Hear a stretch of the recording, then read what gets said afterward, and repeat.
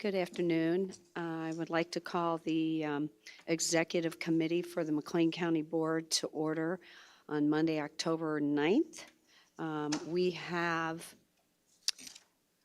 7 members present. We have a quorum. We have an additional board member here, Member Tompkins. And I would like to request a motion to approve the consent agenda, both the approval of the meeting minutes for September 11th, and then our recommended bills. We have bills totaling for regional planning, $19,351.46. And then for the executive committee, $390,021.48. May I have a motion? We have a motion by Member Schaefer, a second by Member Lehman. All in favor of accepting that consent agenda, say aye. Opposed, same sign. The motion passes. We're moving to 3, and that's appearance of members of the public. Do we have any members of the public? We've had no request for members of the public to speak this evening. Very good. We're going to move on to departmental matters 4A1, and that is present for action, and that would be, we will have Steve Kerber for the Zoning Board of Appeals, and the Extension Board, Adam Reeves. And then we have reappointments to the Hinthorn Cemetery of David Kerfoot. And may I have a motion for those appointments? We have a motion by Vice Chair Johnston, and we have a second by Member Klein. All in favor, say aye. Opposed? Motion passes. We're going to move on to 4A1C. That's information technology, and it's a request approval of an amendment to Tyler Technology contracts for a vital record system, and that is 4A1C1. All in favor, or excuse me, I need a motion. We have a motion by Member Klein and a second by Member Lehman. And we have our head of, excuse me, information systems here, and the floor is yours. Thank you, Madam Chair. Yeah, this is a simple amendment. It has been reviewed with the State's Attorney's Office. There was a Scrivener's error in the original contract, should have been $5 rather than $7, and then it also omitted the transaction fees. Those numbers are in the document for you to review. Thank you. Is there any discussion? Seeing none, all in favor, say aye. Opposed, same sign. Very good. We do not have anything under Behavioral Health Coordinating Council, and no items to be presented to the board. There is a information technology report, and that would be 4A, 3A, and that is available on page 8. Did anybody have any questions? Very good. Seeing none. Before we go to 4A, 3B, I would like our Assistant State's Attorney to provide a little bit of information as to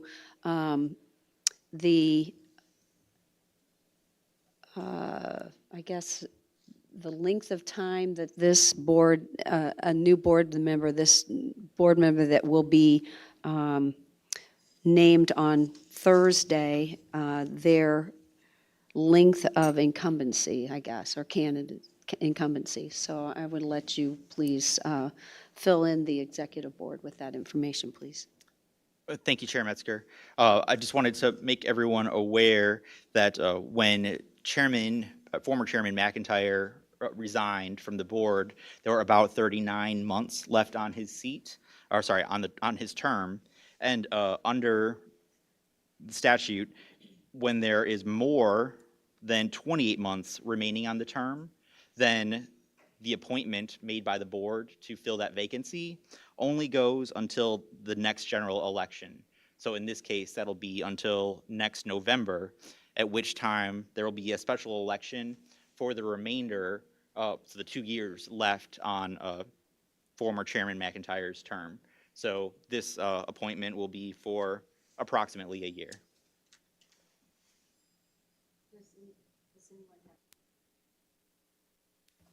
Just a point of clarification. So when whomever this appointee, if they choose to run for office or whomever runs for office, will they receive a 2-year or a 4-year term at that election? If they choose to run next November, they will only be running to fill McIntyre's term, so they'll be running for 2 years, and then after that 2 years, then it would be 4 years after that. So they can't run for the 4-year term. I guess they could run against the candidate for the other spot or run for this one. Exactly. There'll be 2 different seats that'll go up. One will be for 2 years, one will be for 4 years. You're welcome.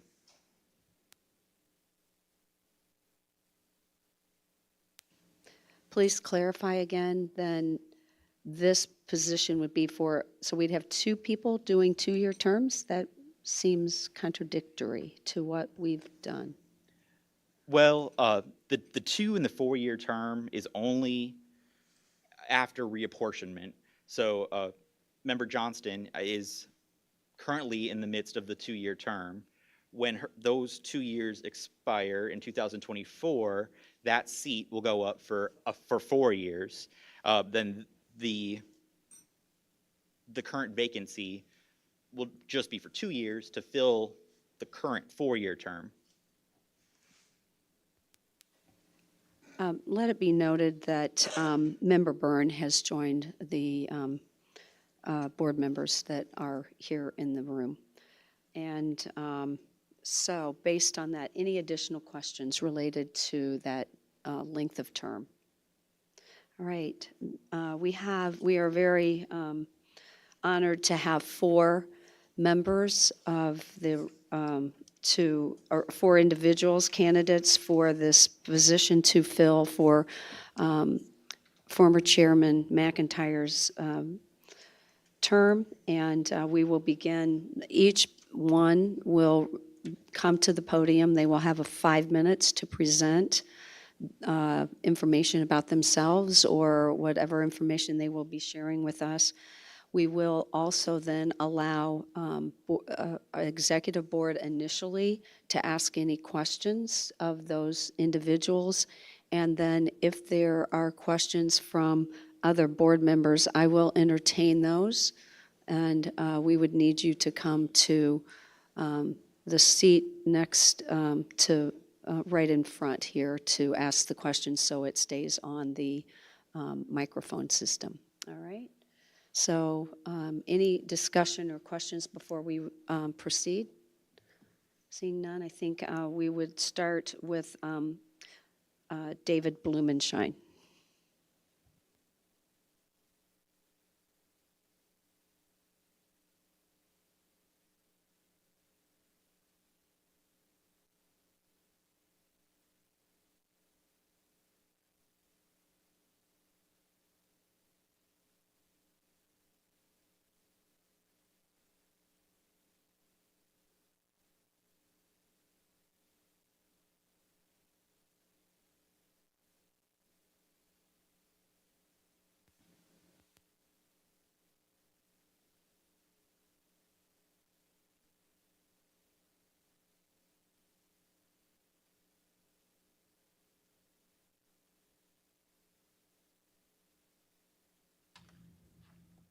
Good afternoon, everyone. Welcome.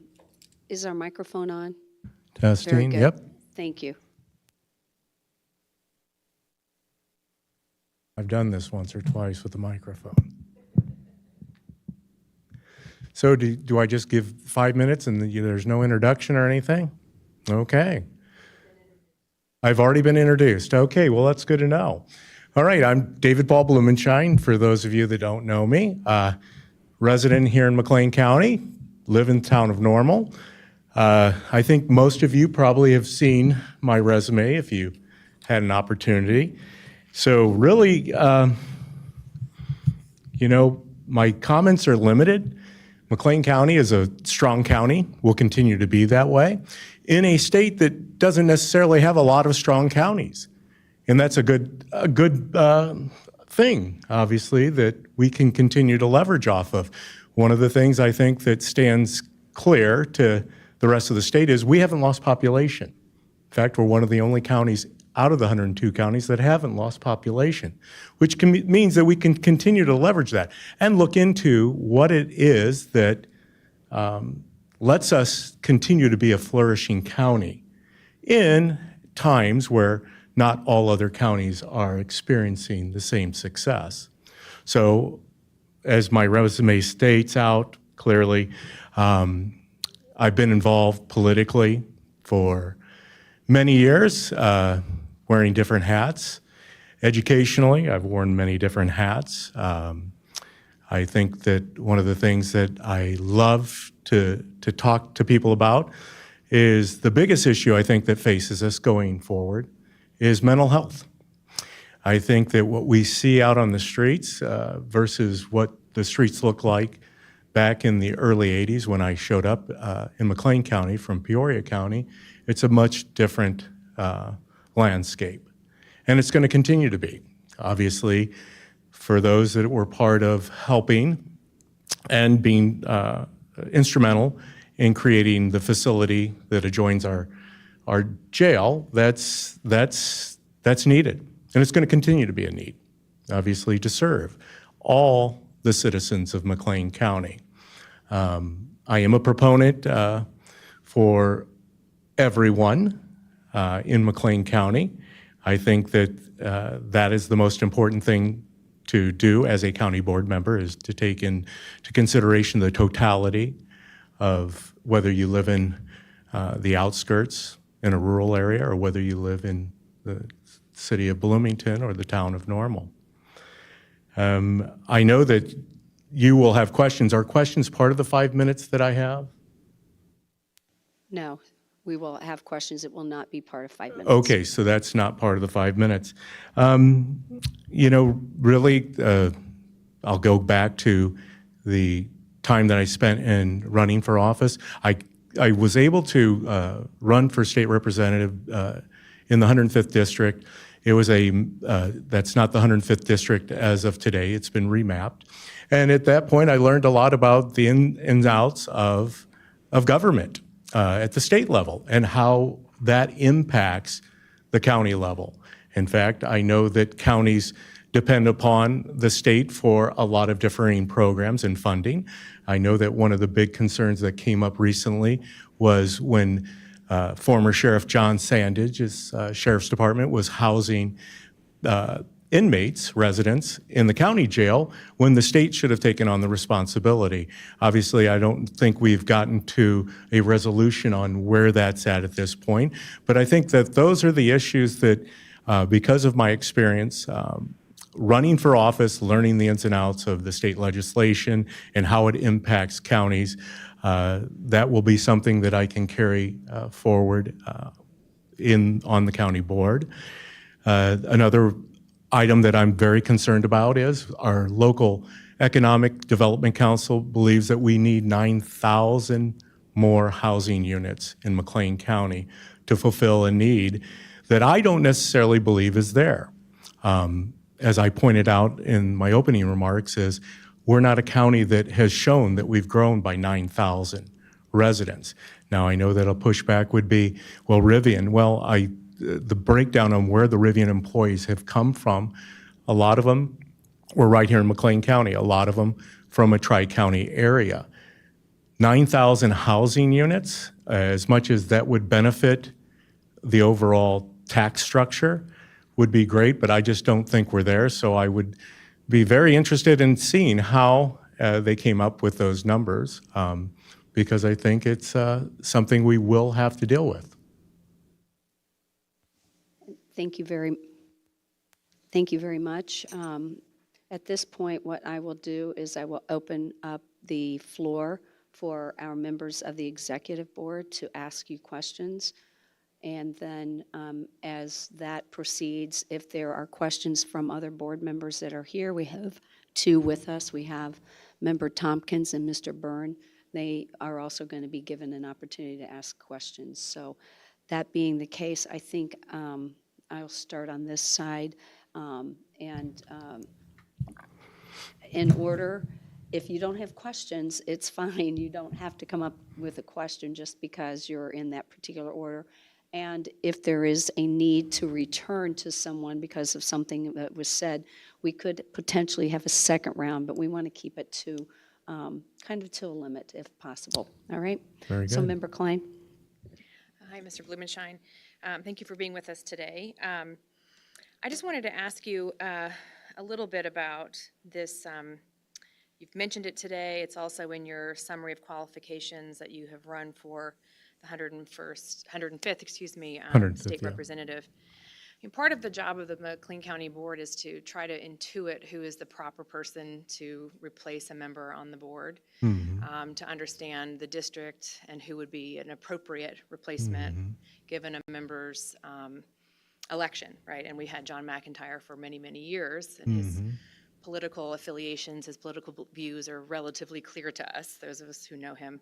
And as you have run multiple times, we know yours as well. And so I want to go back to that, and not to needle too much, but in 2018 and 2020, you ran for the 105th.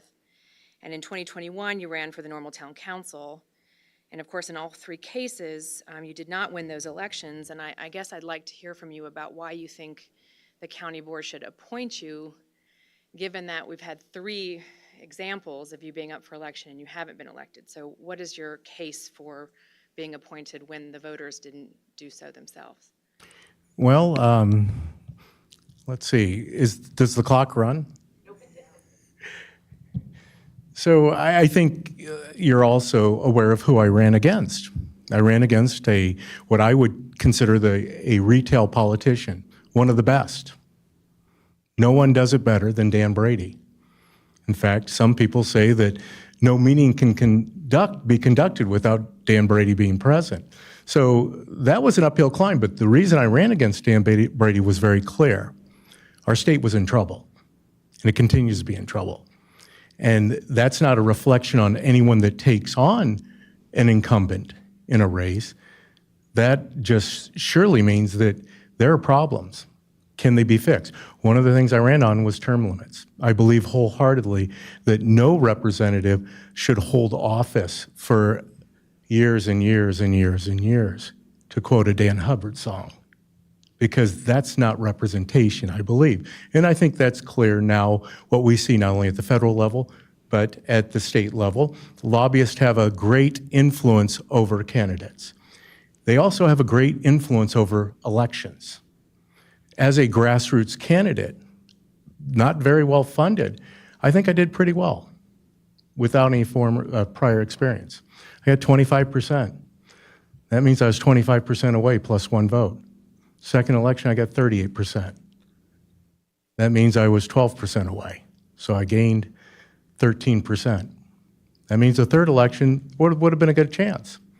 As far as the town council race, that was an agreement I made with some of my campaign volunteers that I would join them in the council. There was a need for a seat for someone that they believed could represent that seat. So I did throw in. Now, granted, I was working on a gubernatorial campaign at the time. I think that points out that in the summary of qualifications. So I don't know how, and maybe I've answered your question, but when someone fails in life, I believe that's a good indicator that somebody's willing to move forward. Because I don't think any of us here in the room right now can say we've succeeded at everything we've done.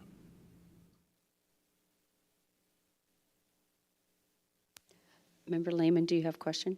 I do. Thank you very much. Thank you for being here today, Mr. Blumenshine. So for the seat that we have coming up, it is obviously a Republican seat at a very important time, knowing that we are upon budget season.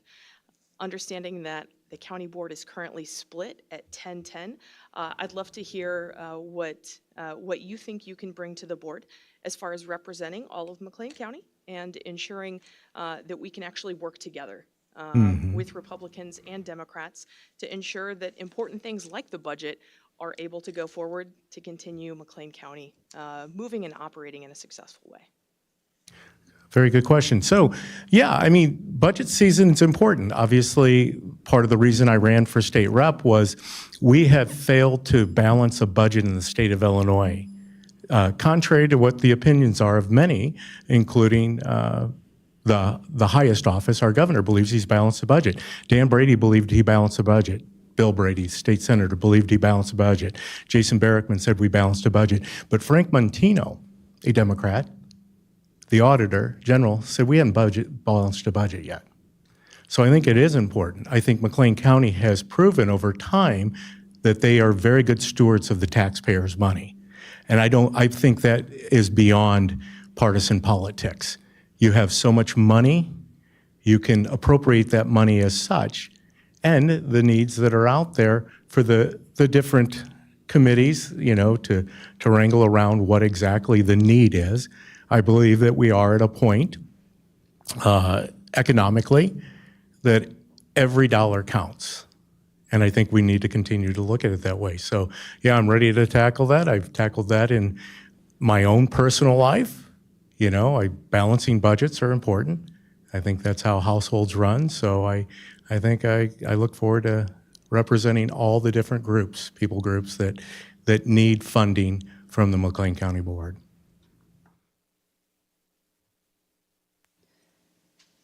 Member Erickson, do you have any questions? No. Vice Chair Johnston, do you have questions?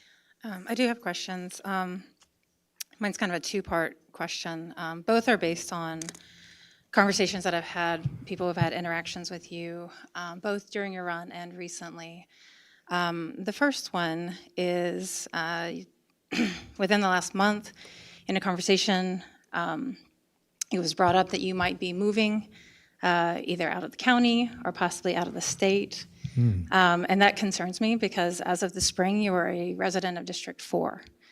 So I guess my question is, are you thinking about or are you planning a move out of McLean County? Well, that's a good question, Elizabeth. So it kind of answers the Facebook message that I got from a reporter in town that was convinced that I was not a voting member of District 5. I sent him my voter ID card that I received from Kathy Michael, and he said, well, I guess that puts that rumor to bed. So you're saying you were not a resident of District 4 this spring during municipals when you voted? No. I lived on Beechwood Court, which is my former residence. My wife and I decided to take advantage of an inflated real estate market. She started her 35th year of teaching kindergarten for District 87.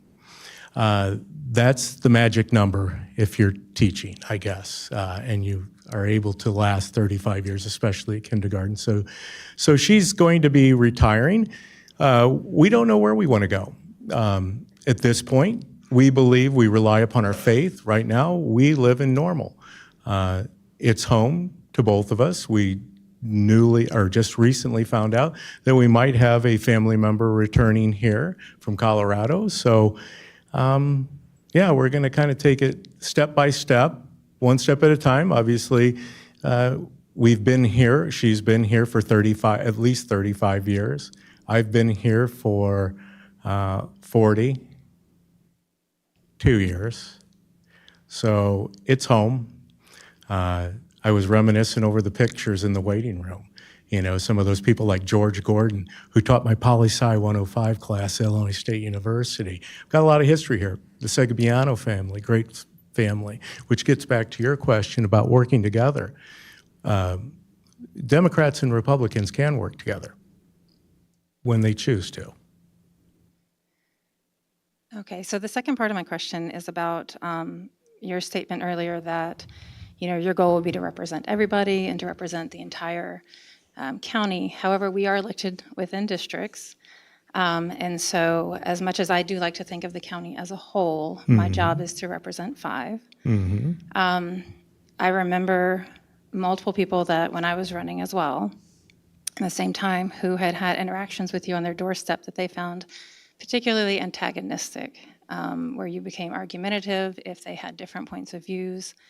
So it does lead me to wonder, like, how much of an effort you would make to represent all of District 5 or only the voices that you agree with. Well, Elizabeth, you know, I spent 5 years transporting autistic kids for District 80, or for Unit 5 in the Vocational Transitional Assistance Program. I find the questioning, and I don't know who these folks are that you speak of, because, you know, I too could sit here and say, you know, Elizabeth, I heard so-and-so, and I heard this, and I heard that.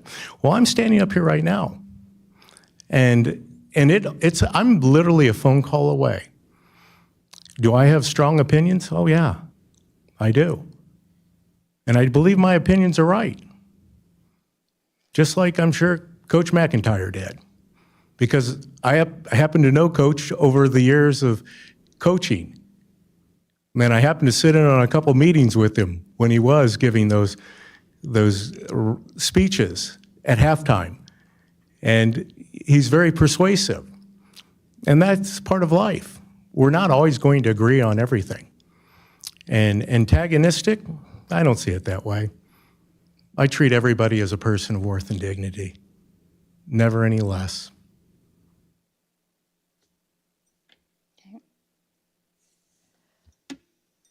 Member Schaefer. Thank you. And yes, I do have a question. So you know that we're a committee structure. So what committees would you be most interested in if you were selected? Well, I got my handy-dandy notebook here. I'll have to refer to it. So I know that the Behavioral Health Coordinating Council shows right now that Catherine Metzger is the chair of it. It's an area that I'm very interested in. I don't know if someone who has a seat can participate in that council, but I think it's part of my background. My undergrad at Illinois State University was in psychology, and so I've been interested in behavioral sciences for a long time. The Health Committee, it intrigues me, the Justice Committee, the Land Use Development Committee, and the Legislative Subcommittee.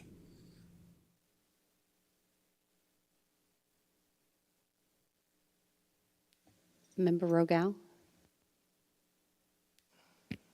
Just a couple quick questions. So as election integrity coordinator, so did you find any irregularities?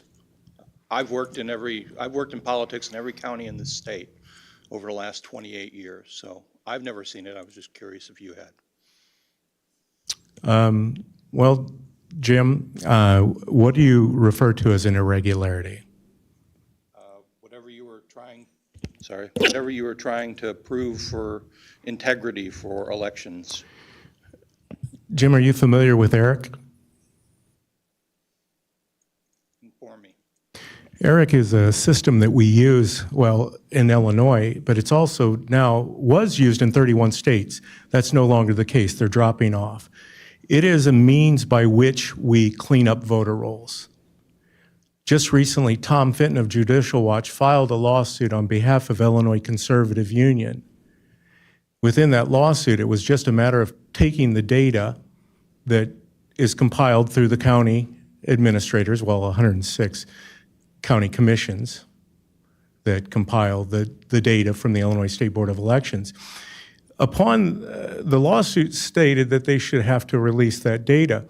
Right now, after reviewing the data, we currently sit, according to some numbers, and now I'm not telling you that this is certified numbers, but the preliminary numbers show us at about 800,000 inactive voters. And do you realize what an inactive voter is, correct?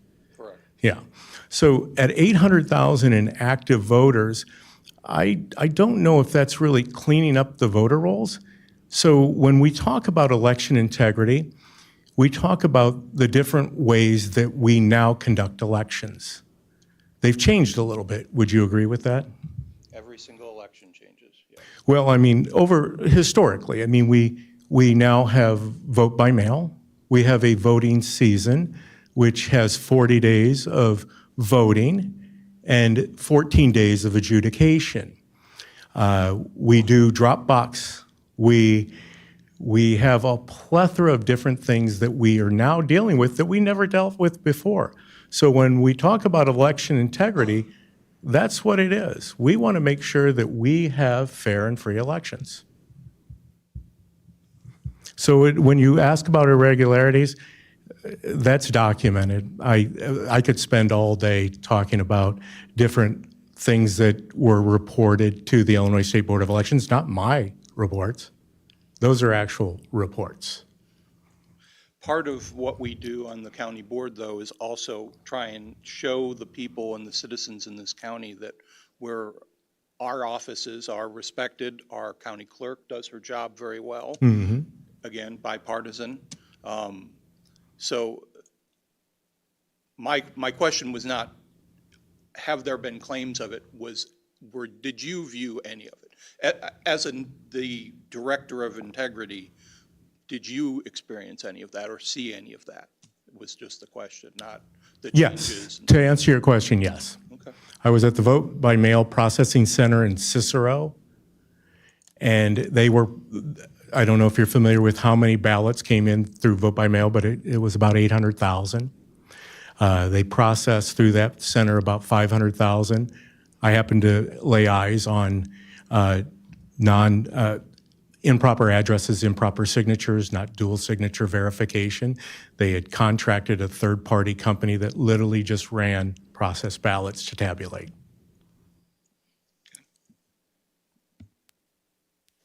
All right. Would Member Tompkins, do you have any questions? Member Byrne? No questions.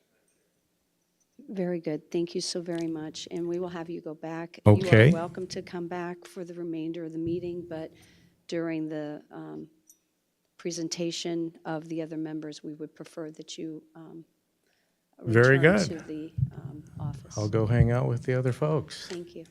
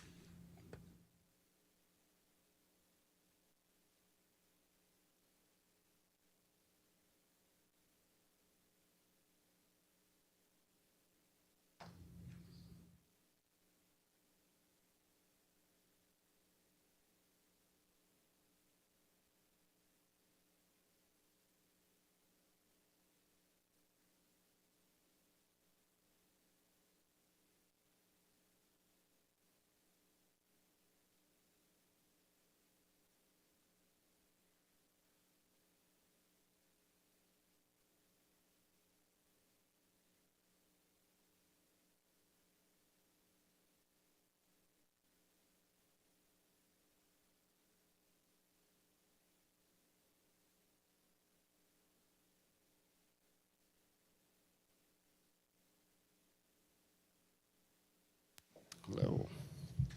Chad Burke, welcome. The process will be, you will have 5 minutes to present information that you believe is important for this executive team to know about you. And following that, once you are completed, whether it's 5 minutes or 4 minutes, however long you take, then each member will, on the executive board, will have the ability to ask questions of you. We would like if you would so kindly answer those questions. And then will have an opportunity for non-board or non-executive board members, and we have Member Tompkins and Mr. Byrne here. So that being the case, you can begin. All right. Thank you, McLean County Board members. Appreciate you having me before you. My name is Chad Burke, and I'm seeking the District 5 seat on the McLean County Board that was recently vacated by John McIntyre. I was asked to seek this position and had not considered seeking public office before, but I feel that public service is a necessary sacrifice. My life is committed to my wife and raising my 3 boys. When I was asked to do this, my wife and I discussed this at length. decided together, as we both decided together, due to my passion about service, that service to my community was very important. I have served both my country. I serve as a volunteer at our church, my children's school. I've coached basketball at the YMCA, and I coach for my local jiu-jitsu team. This would be another opportunity to continue serving this great community. McLean County has a vital role in local government. With a vast area, I think the largest county size-wise in Illinois, covering other government jurisdictions and a substantial population, it provides courts, health department, assessments, elections, infrastructure, and other vital services. Yet, not having a home rule body, the county must serve the people with common sense, efficiency, and integrity. I will list below topics of both importance to myself and, in my opinion, that are of great importance to the community and especially the district that I hope to represent. The first one is Kamlara Park. This is a great,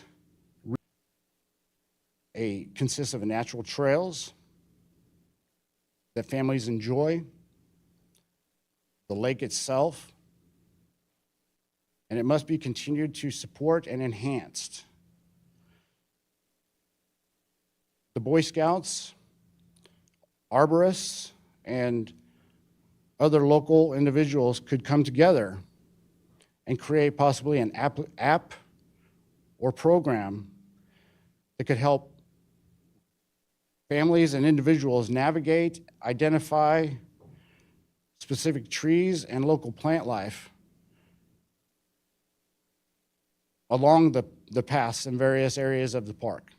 That would be one thing, if I was on the board, that I could maybe add to the attraction of the Kamlara Park. One other thing of great importance with the park was it was open during the COVID vaccine epidemic, which allowed lots of families to go and enjoy when many other things were closed. And that was a great resource. And I do compliment the county board for having that available. Another passion of mine is mental health. And the mental health that the county does provide is a fantastic resource. And I want to also make it aware that the primary contact that a lot of people don't know for mental health is your primary care doctor. My wife is a primary care physician here in Illinois, in Bloomington, and she wanted me to let everyone know that. But there are many, many that don't have access to their physicians or any physician. And having the access that the county can provide through the health department is vital. And continued support by the county board is vital for that. If I'm on the board, I will work with the free clinic here in town to see if there's any resources that can be provided for the mental health, veteran services, the county jail that is overwhelmed with mental Mr. health Burke, issues. I will have to stop you. I know that you probably have more to tell us. I did, But we appreciate your passion. We're going to start at this end this time. We'll start with Member Rogal, and if and we'll move this direction. Not everyone will necessarily have a question for you. However, they have the opportunity to ask you questions. So we'll start with Member Rogal. All right, thank you. Sure. Thanks for coming before us. Just two quick questions, really. So your business, Blackhawk Tactical Enterprise, how long have you had that? I've had that business in operation for about 2 years now. 2 years. And then the follow-up to that is, do you know, I looked at the website, some of the equipment and stuff like, do you have any contracts or have you done any sales to any municipalities or organizations within the county that? Not within the county, no. Actually, the only sales I have is with a fellow veteran of mine who lives in Kansas City. He owns a small business that packages items and sells them to individuals. He and I are both veterans, and that's kind of how I started it, and that's how I'm building the business right now with him. Thank you. Appreciate Thank the you. question. I have, Member Schaefer. thank you. One question. We are based on, we have committee structure. We're based on a committee structure. So what committees would you be interested in or feel that you could serve better? Thank you. I appreciate the question. Obviously, as I was talking about in my my speech earlier, the mental health would be the health department committee. I'm not sure exactly what the title is of that committee. And any committee dealing with the nursing home. I have it's on hold because I don't work currently as a licensed nursing home administrator, but I do have in the past, I worked as a licensed nursing home administrator, and I think that is a gem that you, as a county, McLean County has a nursing home. That is a great resource, and I commend you all for maintaining that. So that would be at least two committees that I'd be very, very interested in being on. Thank you. Vice Chair Johnston. Thank you. Yes, I have a few questions. I recently listened to an interview that you gave, and there were a couple things in it that kind of piqued my interest. And one of them was that you mentioned you had a high regard for John, for Mr. McIntyre, and his legacy on the board. So I'm just curious, what were what were some of the things about him that you valued that you'd like to emulate? With John, I met John one day. He was walking out of McDonald's, and I got to talk to him, and I immediately, his sense of humor. He just made me laugh. I remember whatever we were talking about that day, and his passion for the community.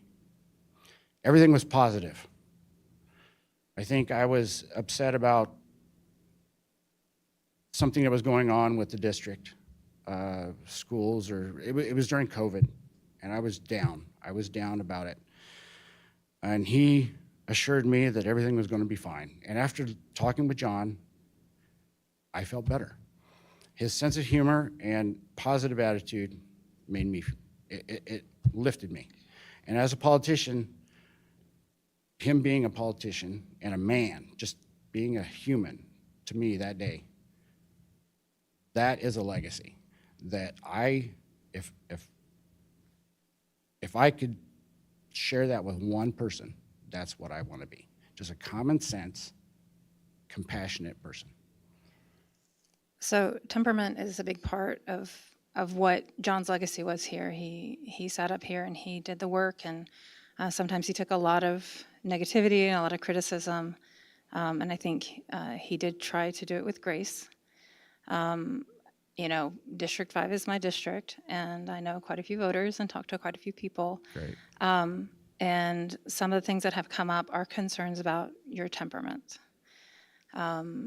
Particularly some residents in Ironwood have had some concerns about conflict with neighbors, police interactions, and an arrest last year. Yep. Is there anything you'd like to comment on the arrest? About what Yes. was going on? Are you asking me specifically about the arrest? Yes. Okay, yes, that's fine, and you don't have to pause about it. I wear it with a badge of pride, actually. What happened was a gentleman who has stalked my family the year prior, and I'd be happy to share any information with anybody at any time. He lives in Ironwood. Like I said, had stalked my family, myself, my neighbors, and I'd called the police on him multiple times prior to that for over 6 months. One evening, after he had drove by my house, which had happened many, many times, he drives by very loudly and wakes us all up with his Harley Davidson. I was outside letting my dogs out because it woke all of us up. About 11:30 at night, my dog was doing his thing, going to the bathroom. Shortly thereafter, this gentleman came walking down the street. He brandished a knife and attacked me in my front yard. I was stabbed 19 times. I defended myself. And because of the fact that we ended up on public property, the street, I was arrested. The charges were dropped by a special prosecutor because I knew the prosecutor at the time, Don Knapp. He goes to the same church I do, so they had to have a special prosecutor. All charges were ultimately dropped. The judge actually apologized to me and my family, saying that this never should have happened. Everything is in public. There has been articles written about it. My neighbors came and testified on my behalf, one of which is a retired state trooper who was active at that time and had conflicts with the same gentleman. The same gentleman actually stabbed his ISU student in 2016, putting that person in the hospital, of which is public record also. I've spoken at length about this with various bloggers. I've also done multiple speeches with John Bach at the GSL meetings, and all of which is also public record. And again, charges were dropped. This man has a lengthy record. He is a convicted felon, and just recently had no trespasses against him placed by the apartments behind him.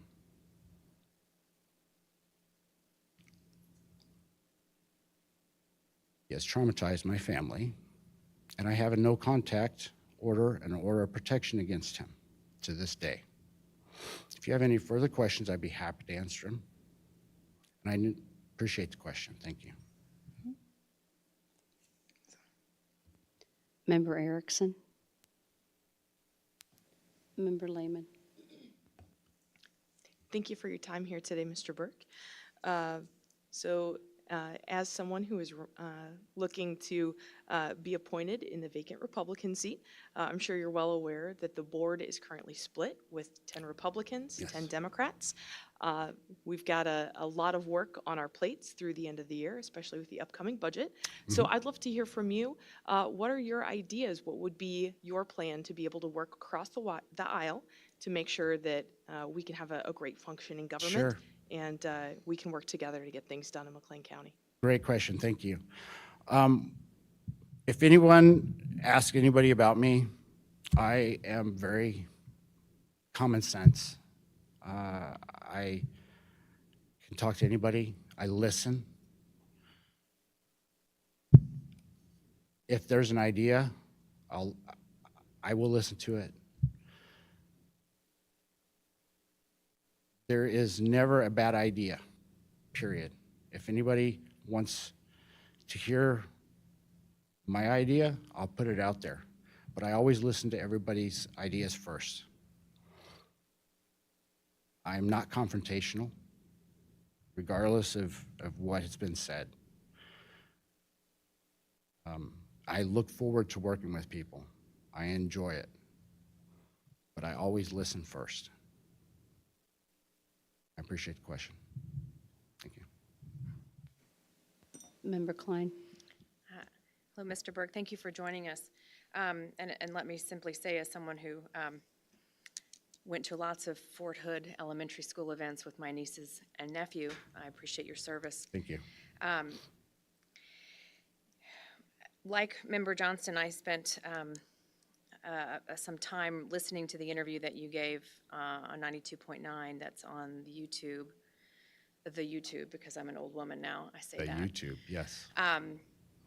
And I have to say that I have a tremendous amount of respect for veterans, but I have a little bit of a difficult time given your comments in that show, speaking about, I think, some of the most colorful conspiracy theories that I've heard about what we have done as Democrats on this board.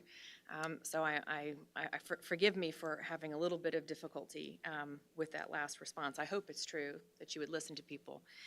But I wanted to ask you a question sort of in pursuit of a discussion, which is, what have you done to this point to prepare yourself for this role? If you were to be brought forward by Member Metzger and confirmed, you would be on the board on Thursday, operating under our procedures and voting on a budget. So what have you done to prepare yourself? Okay, since the day I put the application in, even before that, considering it, I thought I knew a lot about politics, and I mean, I really did. I was naive. I was so naive as to what it was, even the interview. Talking with some board members, talking with other people who've served in various levels of government, I was very naive. I don't know how to explain it other than as a person who had no idea what serving in this capacity was.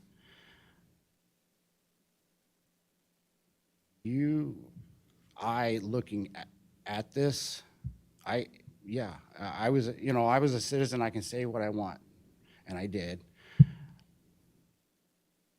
It was easy for me to say those things because I didn't know a lot of what you guys decisions you have to make.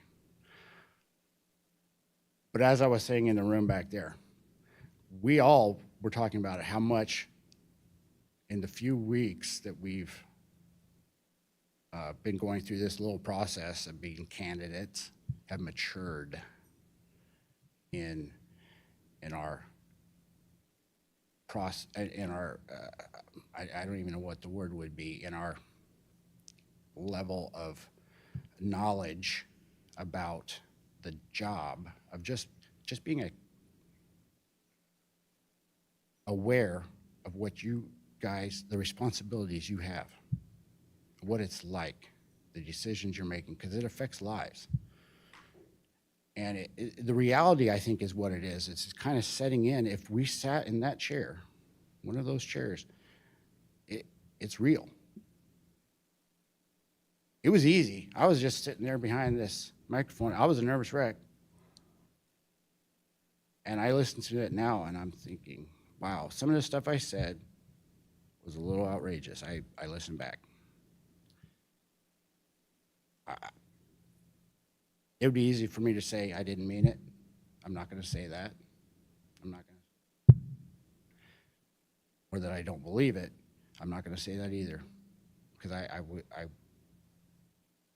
I'm not going to lie. But let me say that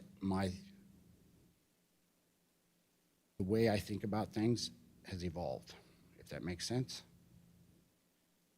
After talking with some of you and just processing it, responsibilities, it's opened up. It's a it's a big deal. Right.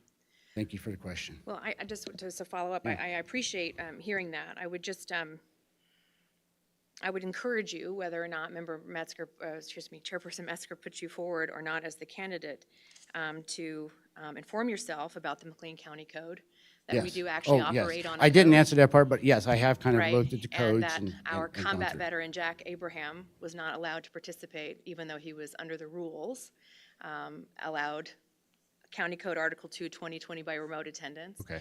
Right? So creating full conspiracy theories around aspects of our code that are dictated in law, right? We have rules to follow.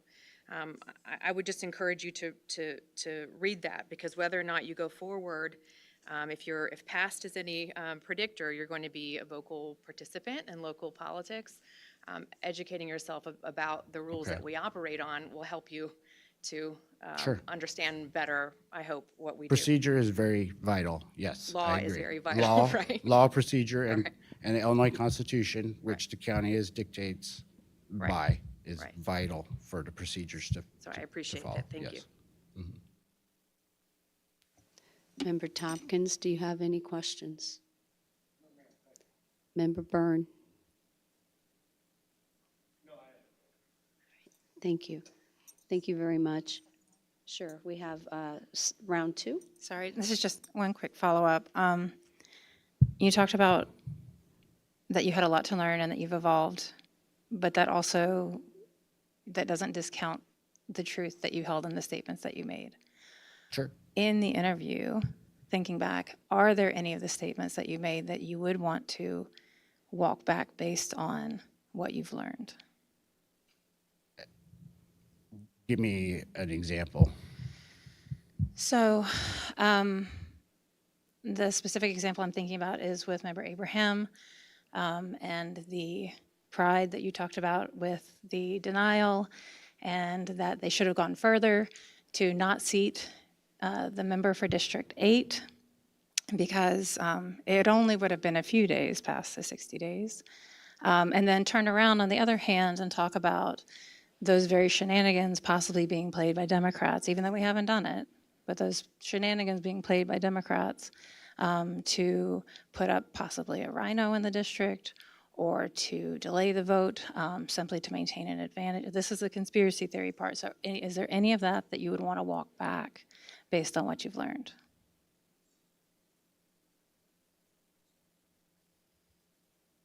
Well, walking any statement back is not going to correct what I said 2 weeks ago.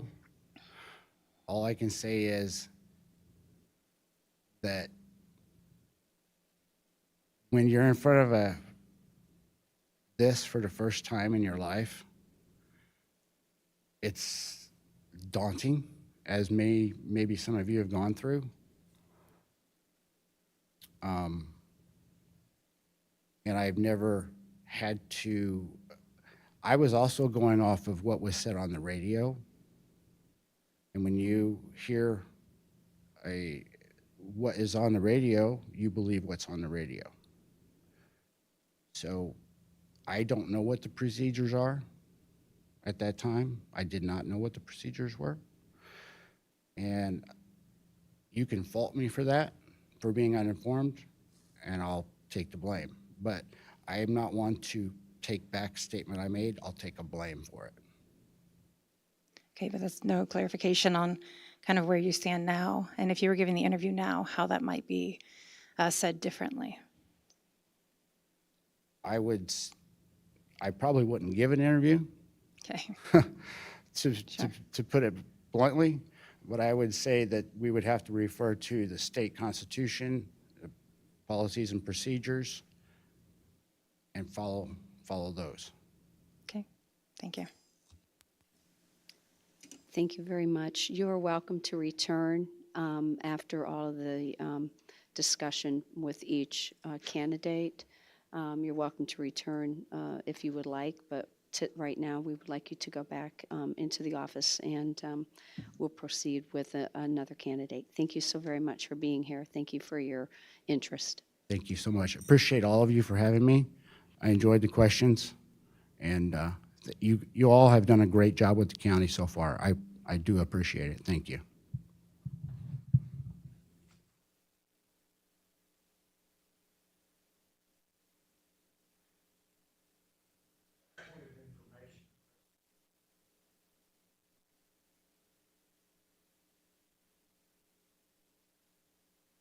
You can use mine right now. Thank you, sir. This question is basically asking for Cassie and our assistant state's attorneys. I was under the impression that under current Illinois law and best HR practices, that we were not to ask about arrest prior, with no convictions prior to, during the interview process for getting a job. So although informative, it was good to learn that information. I didn't know that that was actually even allowed anymore during the interview or application phase. Thank you.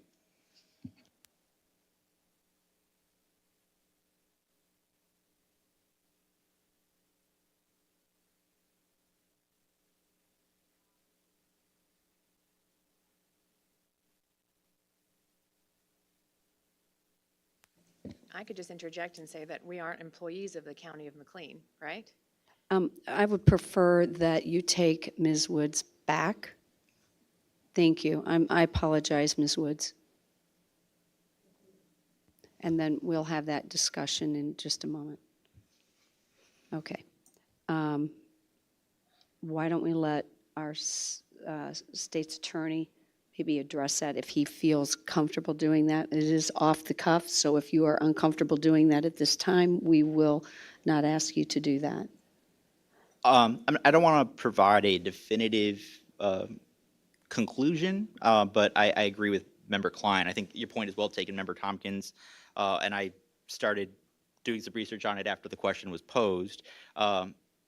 Because this isn't a typical employment situation, I don't think that those laws apply to this appointment. I don't know that there are other aspects that I haven't considered, but in terms of employment law, this is different from that kind of situation. That was it. I was just reflecting on the fact that, you know, we don't have county email addresses because we're not county employees. So I just sort of, that was my thinking. Thank you. Sorry. Thank you for the question. Thank you for the clarification. And we would like Ms. Woods to return.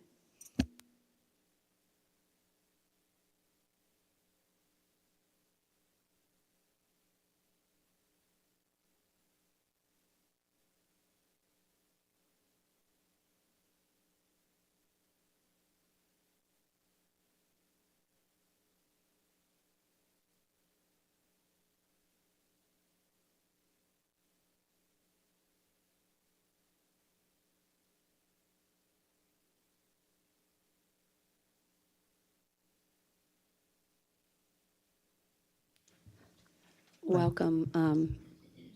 This is Ms. Kathy Woods. We welcome you here. You will have 5 minutes to present your point of view or information that you would like to share with this executive team.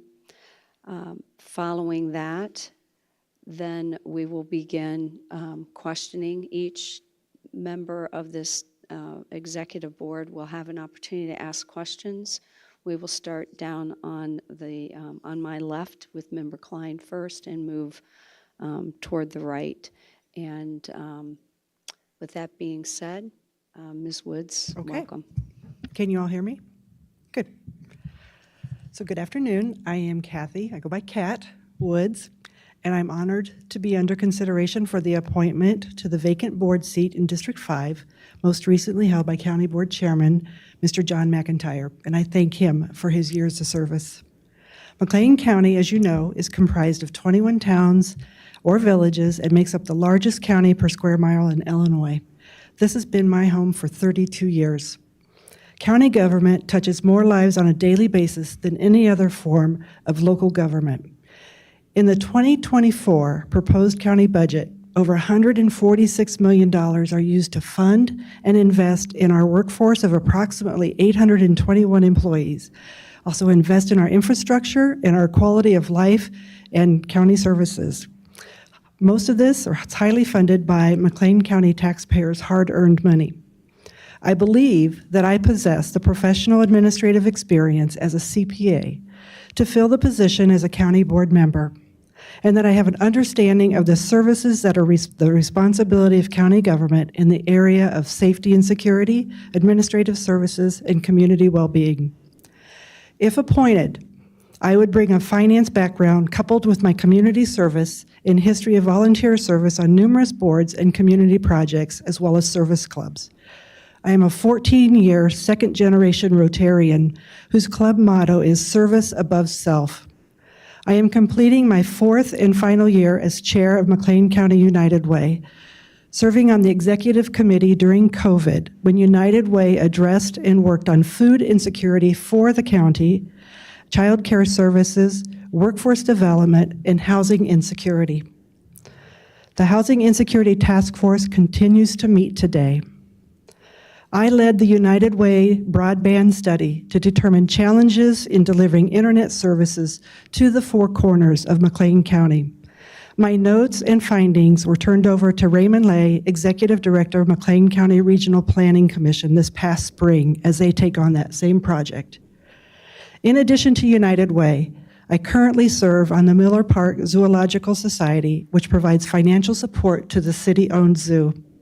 I also serve on the Illinois Art Station Board, which collects data regarding the impact of art education and experiences on children starting at age 3.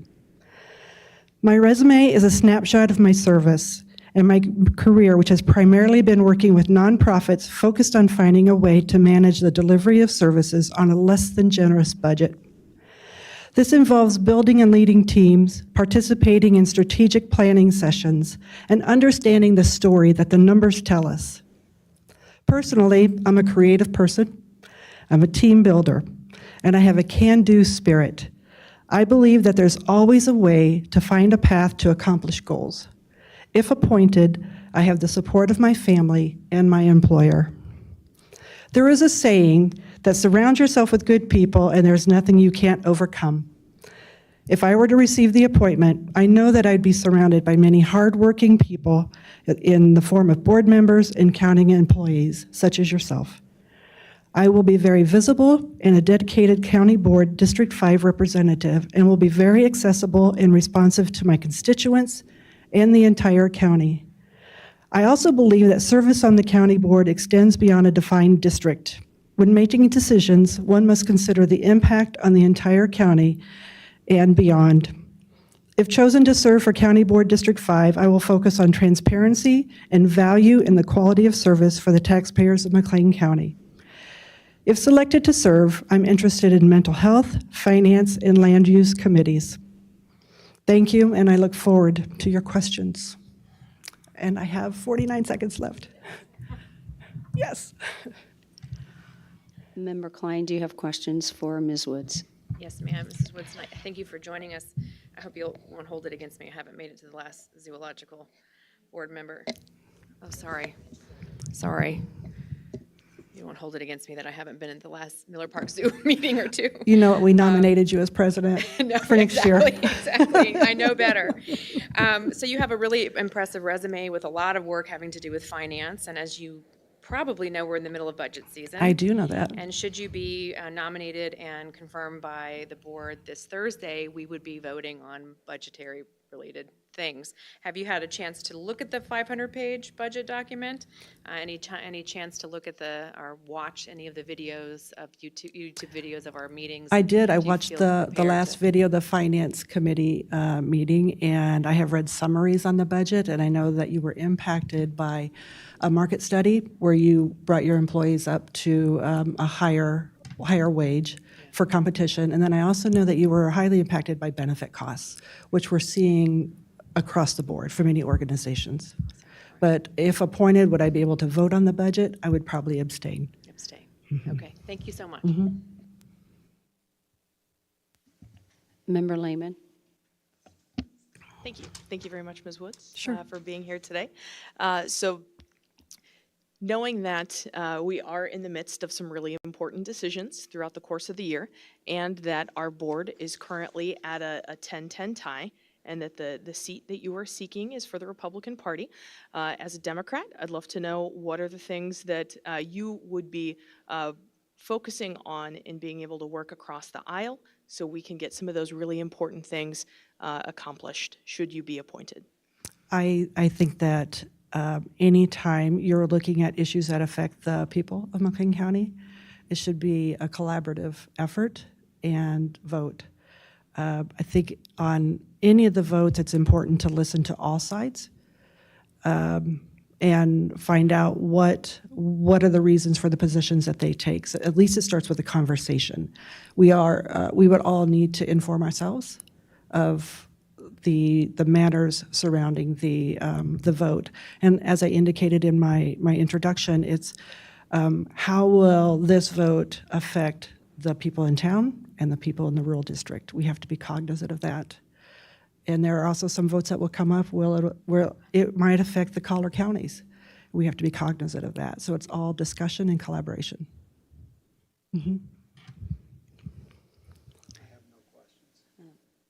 Very good. Vice Chair Johnston? Thank you. You did a very thorough summary of your resume and what you've done in the community so far. So a little piggybacking on Member Lehman's question is a lot of the work that you've done and the collaboration you've done has been kind of in the private sector and in these kind of smaller organizations. Given that this is much more in the spotlight, have you given much consideration or been, preparing at all for kind of doing this in a much more public arena? I have personally not been involved at this level, but for many years I attended the Town of Normal town meetings, partly for fun. It's the best place to go on a Monday night. As you know, they've had to face a lot of issues the last couple of years, especially during COVID, and then kind of some challenges that came from the town members.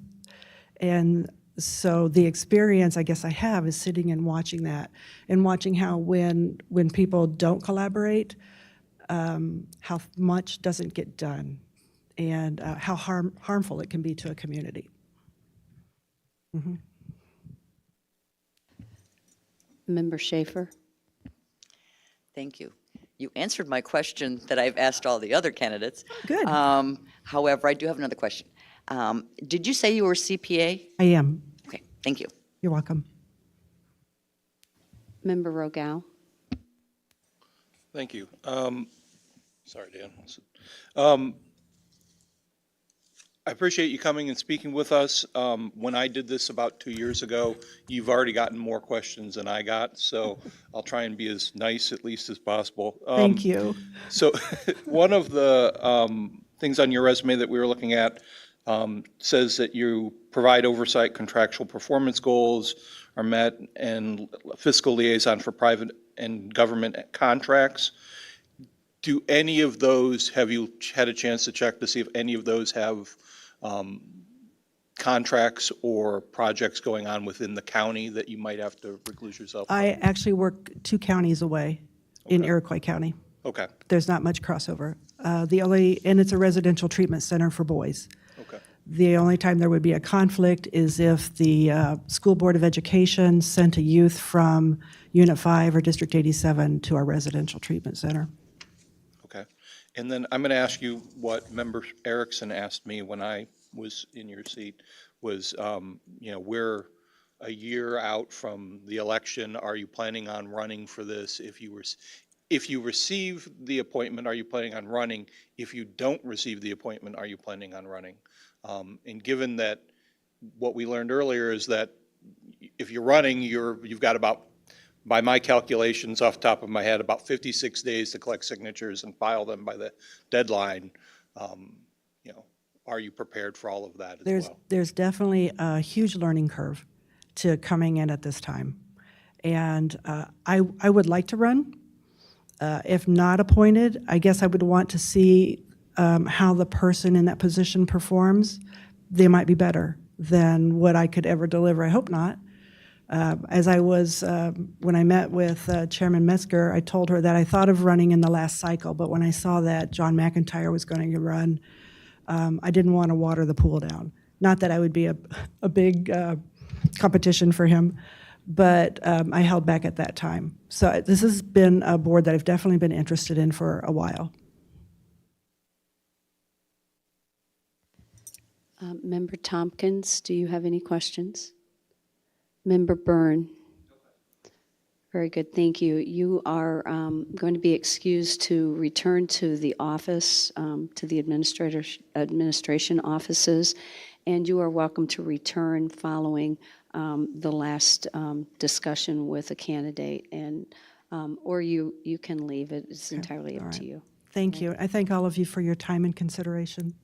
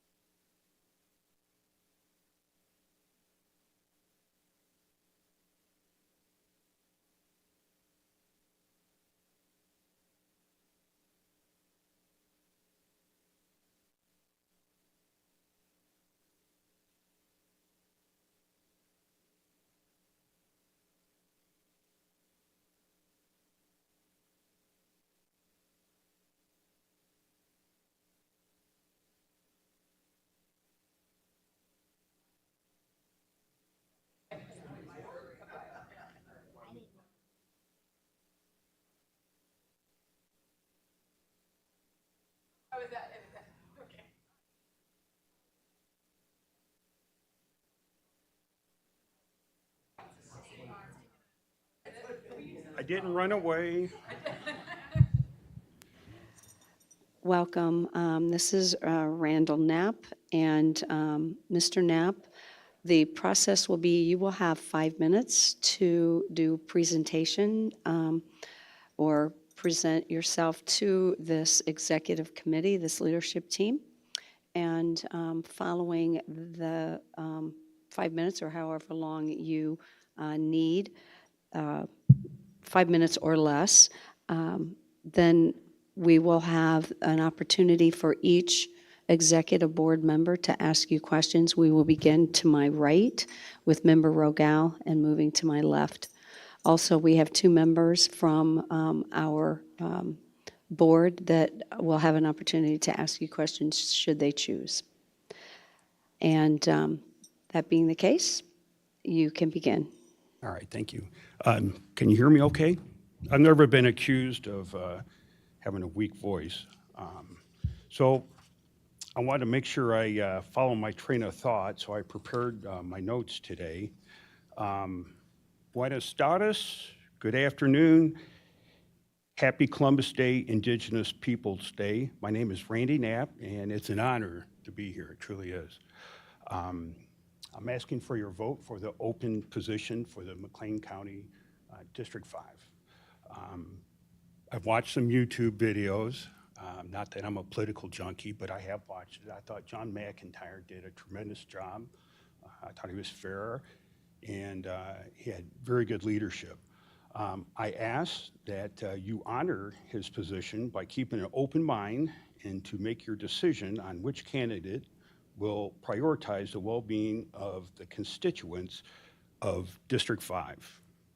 Let me share a little bit about myself. I grew up 4 miles outside the town of Washington, Illinois, which is in Tazewell County.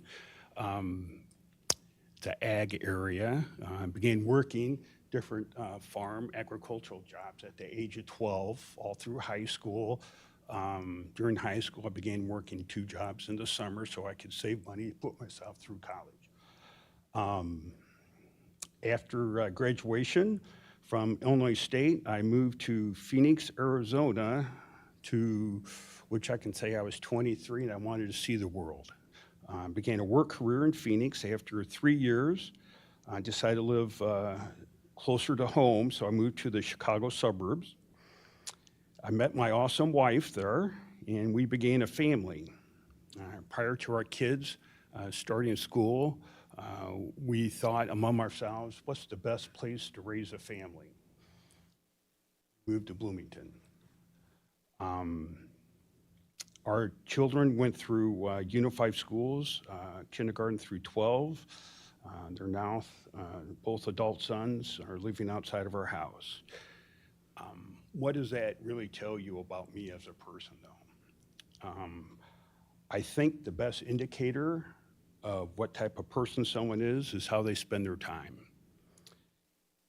So, although I started off working, cleaning up pig pens, for the last 38 years, I've worked in the logistics service business.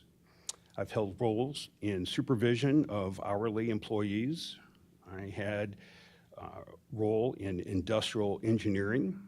I was a service center manager. I've been in corporate sales and local sales, all in the logistics industry. Some of my career highlights is that I've been given awards for cost savings on a division level. On a company level, I implemented a program to save $700,000 in annualized savings. I worked with team members to establish new work methods. On the sales side, I've been recognized for achieving excellence with awards such as World of Champions, the President's Club, and MVP salesperson. For volunteering, I've did the dad thing. I coached baseball, soccer, basketball, and most recently lacrosse. Been an active leader in Scouts. I have worked for Habitat for Humanity.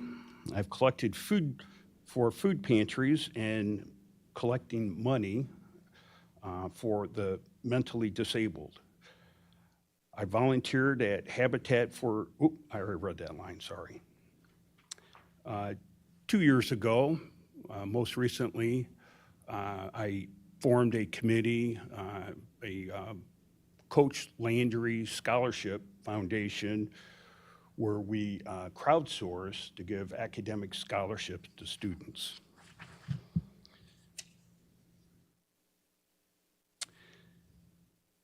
So that's my brag sheet. How does that make me qualified for the McLean County Board? Coaching is mentoring youngsters, whether they'd also be hourly employees. I became an effective communicator. I've always enjoyed working as a team and collaborating as a team. Without being dependable, honest, transparent, and hardworking, I would not have received work accolades. I've worked for affordable education Mr. through Knapp. fundraising for scholarships. Mr. Knapp, all right, I must stop you. Your 5 minutes is up. So Okay. unless Thank you you. have about 10 seconds more, I would give you 10 seconds more. But if it's a little more than that, I think we need to call it the way it is. So. Well, being in sales, we always ask for the business. So thank you very much for listening to me today. Let's pull up our chairs and go to work. I ask for your support in the open position. Very good. We're going to be starting at this end with Member Rogal. And if he had, and we'll just run down this, moving to the left. So Member Rogal. Thank you. Just a couple quick questions. So it says you're currently employed for Old Dominion, and are you based in Decatur? So you commute back and forth? Our committees meet either in the morning or early afternoon, and just want to make sure that you're aware of how. Yes, sir. Okay. Yeah, that's fine. That's always, That's where the, I'd like you to stay close to the microphone because this is all recorded. okay. And I know you probably have prefer to walk, I'd prefer you to stay at the podium, just so we Absolutely. can record it. I Thank you, understand. Mr. Knapp. That's where the hub is. My sales territory is all over central Illinois, so yes, I have flexibility on that. Okay. And then I asked one of the previous candidates as well. So if you are appointed to this, are you planning on running for the vacancy in office? So the appointment For start would the start next. elected position? Yeah, Yes, sir. okay. And so, just so you know, as I said earlier, in my head calculations, that gives you about 56 days to collect signatures and file and all of that. So, Yes, sir. if you're willing to do it, good luck.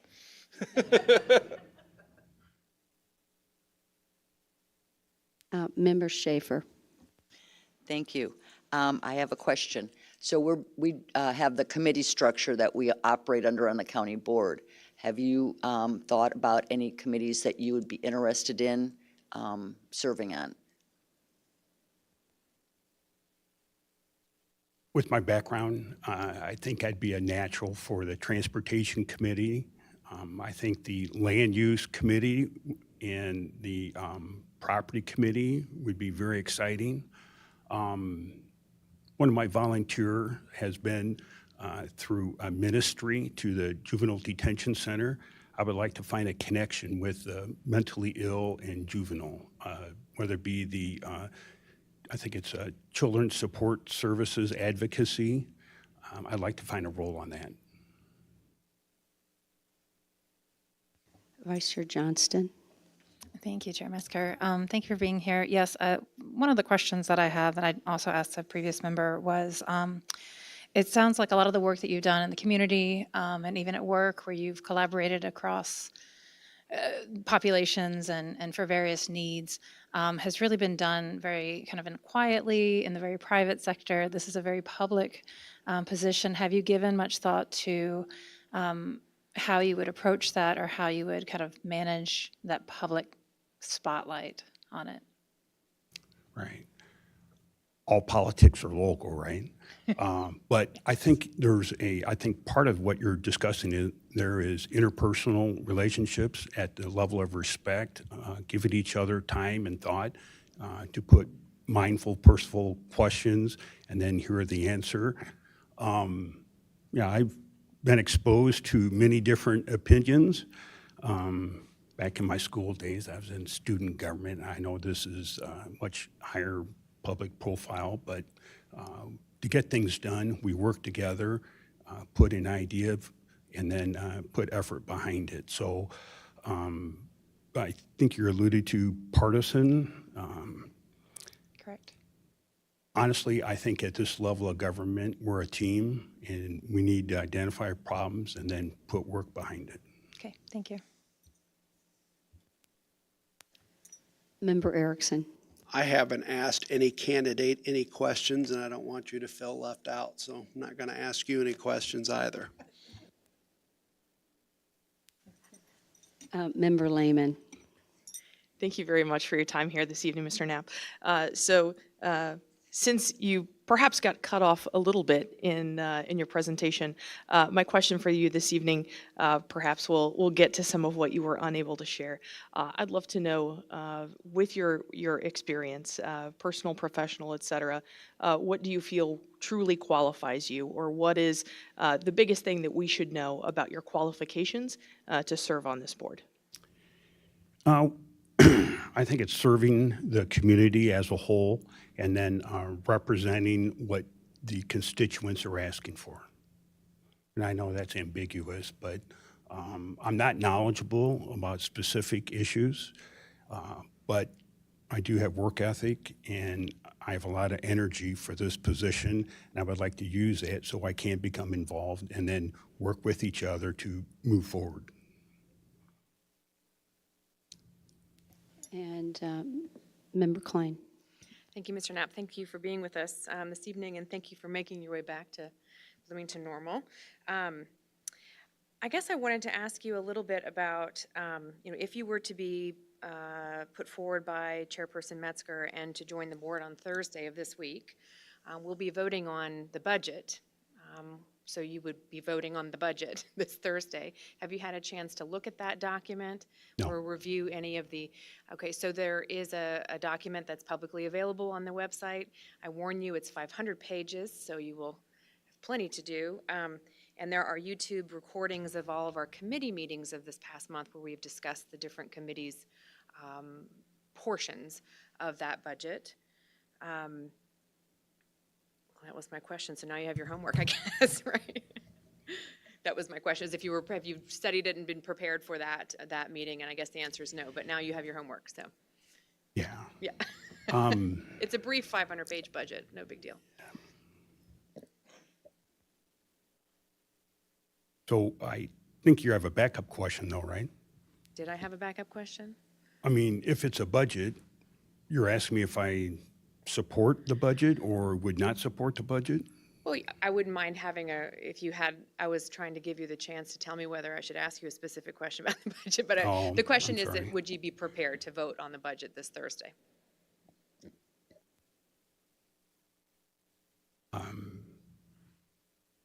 So will I find out Thursday or prior to Thursday if I'm selected? You will find out, I suppose, prior to Thursday, given Chairperson Metzger's nomination, but you would be, if you were the nominee, you'd be on the spot until you knew, and you'd have about 3 minutes until we voted on the budget. Okay. So that's why I ask in advance. I will be prepared the best I can to answer that. I apologize. I tried to find out as much information that was relevant, but there's so many things at the local level. I honestly did not go after. No, the I budget. appreciate that. And I only bring the question up because you have the good fortune of this vacancy being filled in the budget month. It only happens once a year, so I just draw your attention to it. So Okay, thank you. Thank you for your time. Just as an FYI, we have budget discussion this month. We do not vote until next month. So you, whoever is selected would have an entire month to prepare themselves. Should they choose to vote, they would have that ability. But I totally understand having a budget. If you look at the books, they're quite large. So thank you very much. You are welcome to come back in and stay with us if you choose to, or you may exit if you would like. But if they do return, I would like to have them here so I can explain the process that I'm going to follow so everyone knows timeline. Obviously, timeline is there will be someone to fill this role on Thursday, but it does have to be voted on. So if you want to ask them if they'd like to return, they are more than welcome to. But Mr. Knapp, you are free to Thank you once leave the again. podium I'm not- now. But thank you so very much for your time. Excuse me, Chairman Metzger, did you want to ask if Member Tompkins? Oh, I am so sorry. Member Tompkins and Member, I am so sorry. I gave them all the opportunity before. Neither of you want to provide any questions? Thank you so very much, and I'm sorry I omitted you, but thank you, Mr. Knapp. Okay, thanks again. We are going to take a 5-minute recess, or however long it takes to take a bio break for everyone.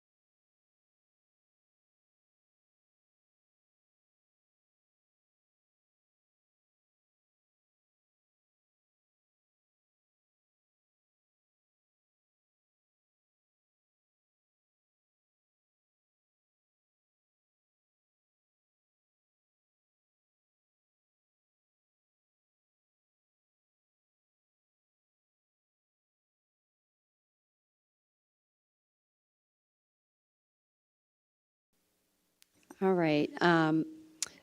Proceeding with, we are still on 4A, 3B, and we'll move on as soon as what the procedure will take place is I will reach out to each board member, including obviously the executive board first, and then all other board members this evening and tomorrow. I would like a response. You can either be reaching out by email. However, you are welcome to call me. I will have my cell number that is associated with the county board, although many of you, and probably all of you, have my personal cell, so either one is fine, to provide me with your recommended candidate. Based on that, I will come to a conclusion and be calling then all candidates with a, you will either be selected or not. If you are not selected, I will not tell you the person that will be selected. You can come to the meeting and find that out, but I will also encourage each of you. It is such an honor to be a member of this county board, and it is quite impressive that we have 4 candidates. And I wanted to thank all of you for placing yourself as candidates, and wanted to say thank you for that. And also, as Member Rogal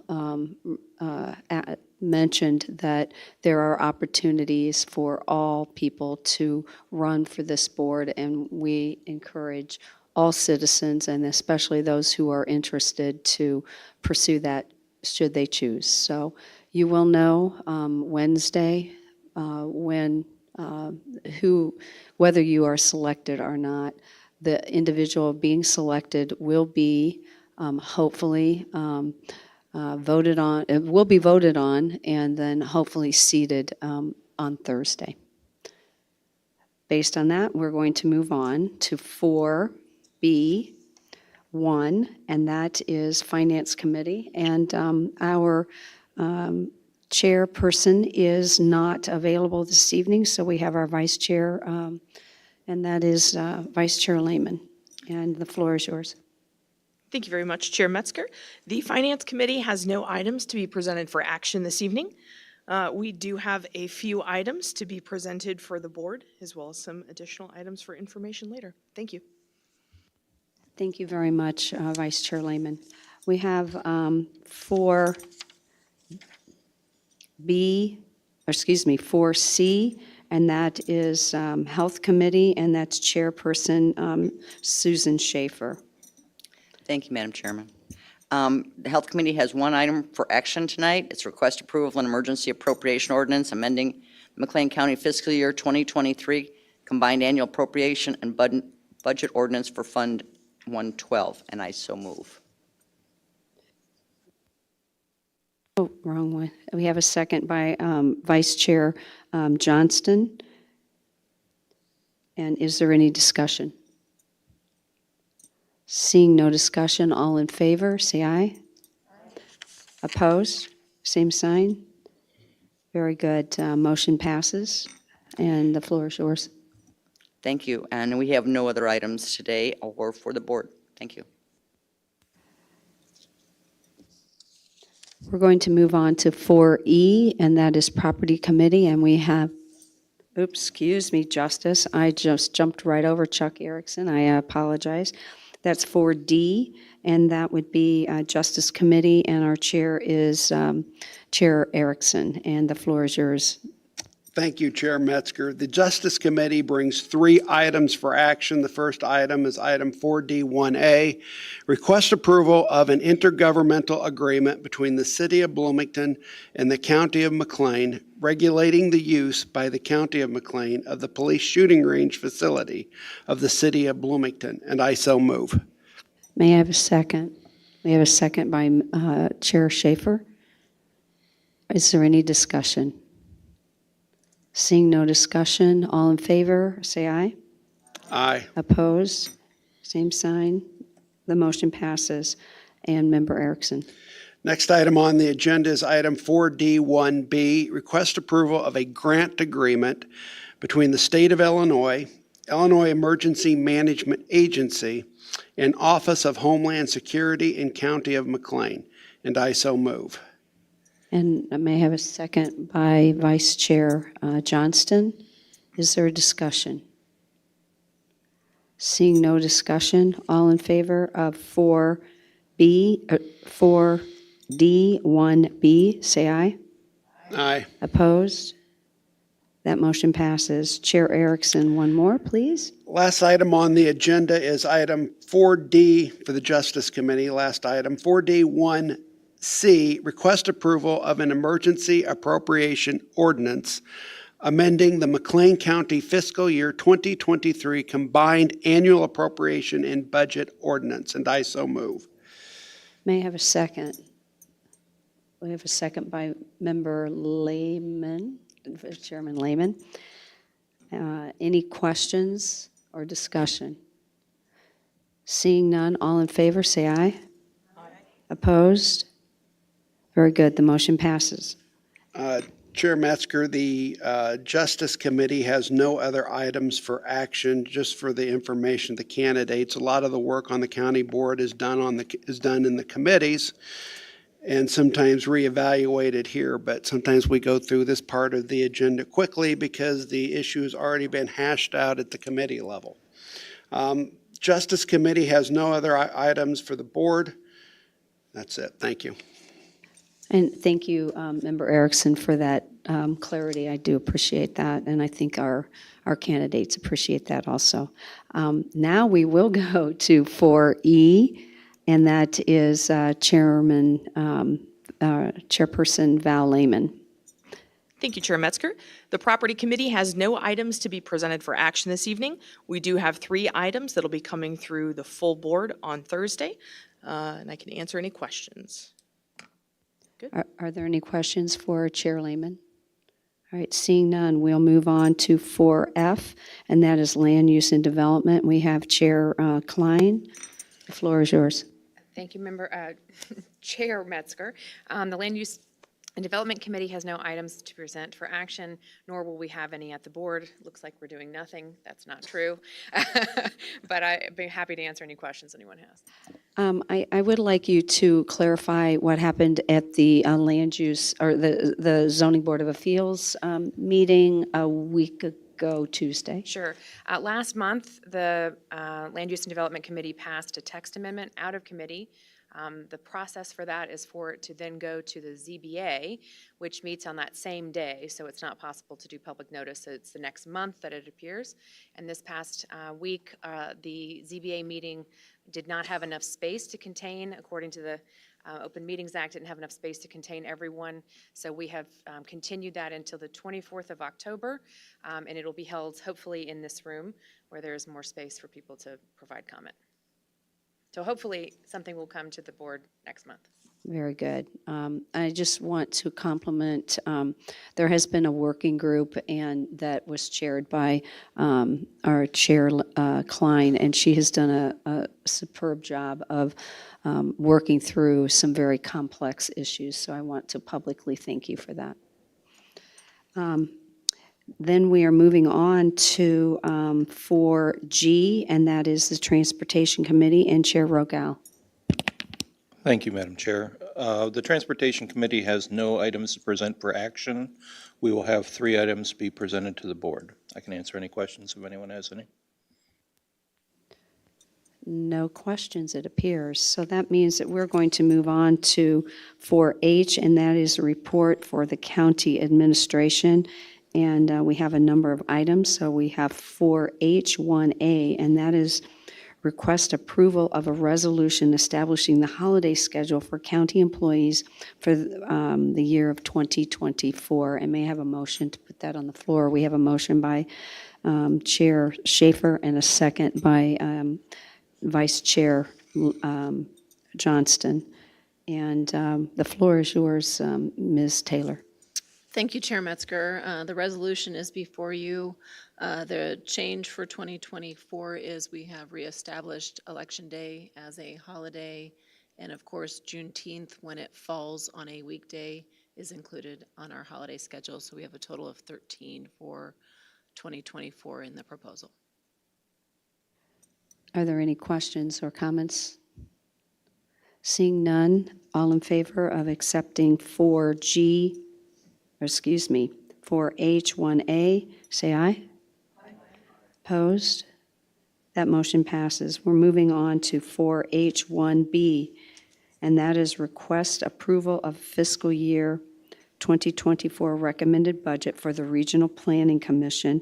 That's 001.0010.0010. And you have been patiently sitting, waiting on us, and I know we have another member of your team here.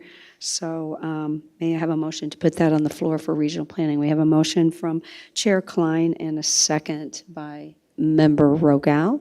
And the floor is yours, Ms. Taylor. Thank you. So as we have conducted in our other committee meetings, I have a short PowerPoint, and then I do have Mr. Ray Lai here from Regional Planning to answer any questions that you might have. So moving forward, our McLean County Regional Planning Commission is the designated MPO for Bloomington Normal and the urbanized area there. They have been in existence for over 50 years. They are mandated to be a part of McLean County's single audit due to regulatory changes in GATA, so that matches up with our county's fiscal year. And the budget has been approved by the McLean County Regional Planning Commission on September 6th of 2023. The grant funds that come in, this is a breakdown that was provided by Mr. Lai, shows you the areas of the budget that have the most significance in dollar amounts. As you can see there, that consultants that come in and work with regional planning make up 47.2% of the budget, and then the next highest category is their salaries and fringe at 41.2%.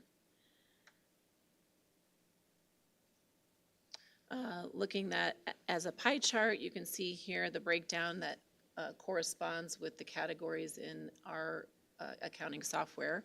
So you can see that salaries are 41%, as I previously stated. Supplies are 2%, services 56%, and capital assets or projects are make up about 1%. So this beautiful graphic was provided to me by Mr. Lai, and it shows all the revenue sources for regional planning. As you can see, there are multiple sources for them. I'm going to just very quickly read through some of the initials there. So RSA stands for Regional Service Agreements, and those are the regional service agreements with the city, the town, and the county. RAISE grant, that's the name of the grant. I'm not sure that that acronym has a name, but it's a long one. SS4A is Safe Streets for All. Going around the circle there, the SPR is the State Planning and Research grant, and FHWA plus FTA is Federal Highway Administration and Federal Transit Administration funds. Then the lost my place there, the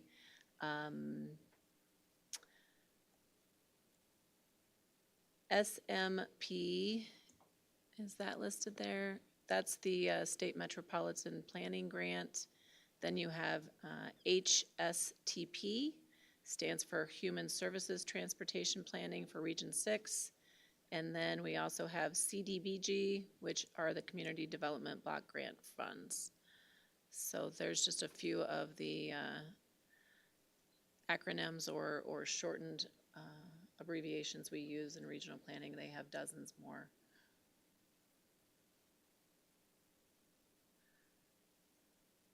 Then looking at this breakdown a little differently, you can see by this pie chart, if you look at the very bottom there, in dark, I think it's dark green, the county service agreement with regional planning only makes up 3% of the revenue.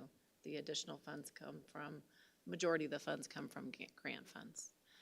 And I will turn it over to Ray Lai if he would like to talk about any specific grants or if you have any questions for him.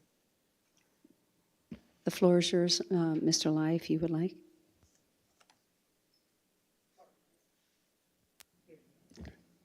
Thank you, Madam Chair. And members of the county board, I just want to credit all the beautiful charts that you just saw made by our senior transportation planner, Jan 6. And but it basically tells that we are primarily grant funded, and we have, in the last year and a half, we have received unprecedented number of federal and state grants, many on transportation, and then one on housing. And so we are glad we are really, like for the RAISE grant, we are the only entity in the state of Illinois got this round 2021 RAISE grant. It stands for basically American, related to infrastructure. And it's rebuilding American infrastructure with sustainability and equity. And then, so we are working on above and beyond our normal day-to-day with all these different grants, and they are in different stages. So we're with the state and the federal governments on those grants agreement. But we appreciate the support for many years. As you recall, just a few years ago, the commission adopted the Go Safe Transportation Action Plan for those of you who were on the board then, and some of these grants are efforts to have to implement and promote the safety message. So you see more of those messaging coming out. The only other thing I would just point out is on the rural planning in the budget, that it's really related to those grants. We probably will work with the auditor's office to rename that, but I just want to point out those grants that you have seen on the screen. They really belong to that rural planning. But other than that, I'm happy to answer any questions. Are there any questions for Mr. Lai or his team?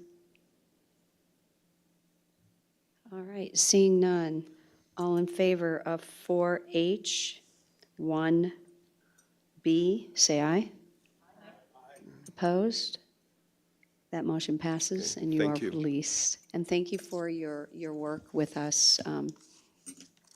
We appreciate very much. Thank you. Moving on to 4H1C, and that's request approval of fiscal year 2024 recommended budget for the Information Technologies Department 001-0043, Subdepartment 047, Data Processing, and 0107, County GIS. And may have a motion. We have a motion by Vice Chair Johnston and a second by Chairman Lehman.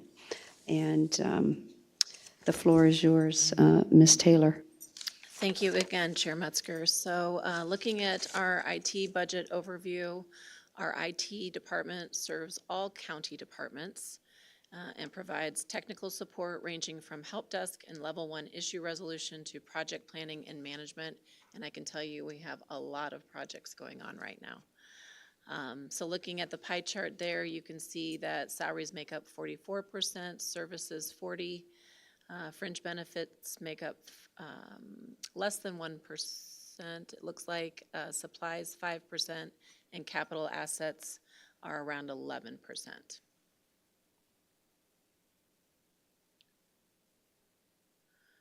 For basic overview, the IT budget includes a 13% increase overall.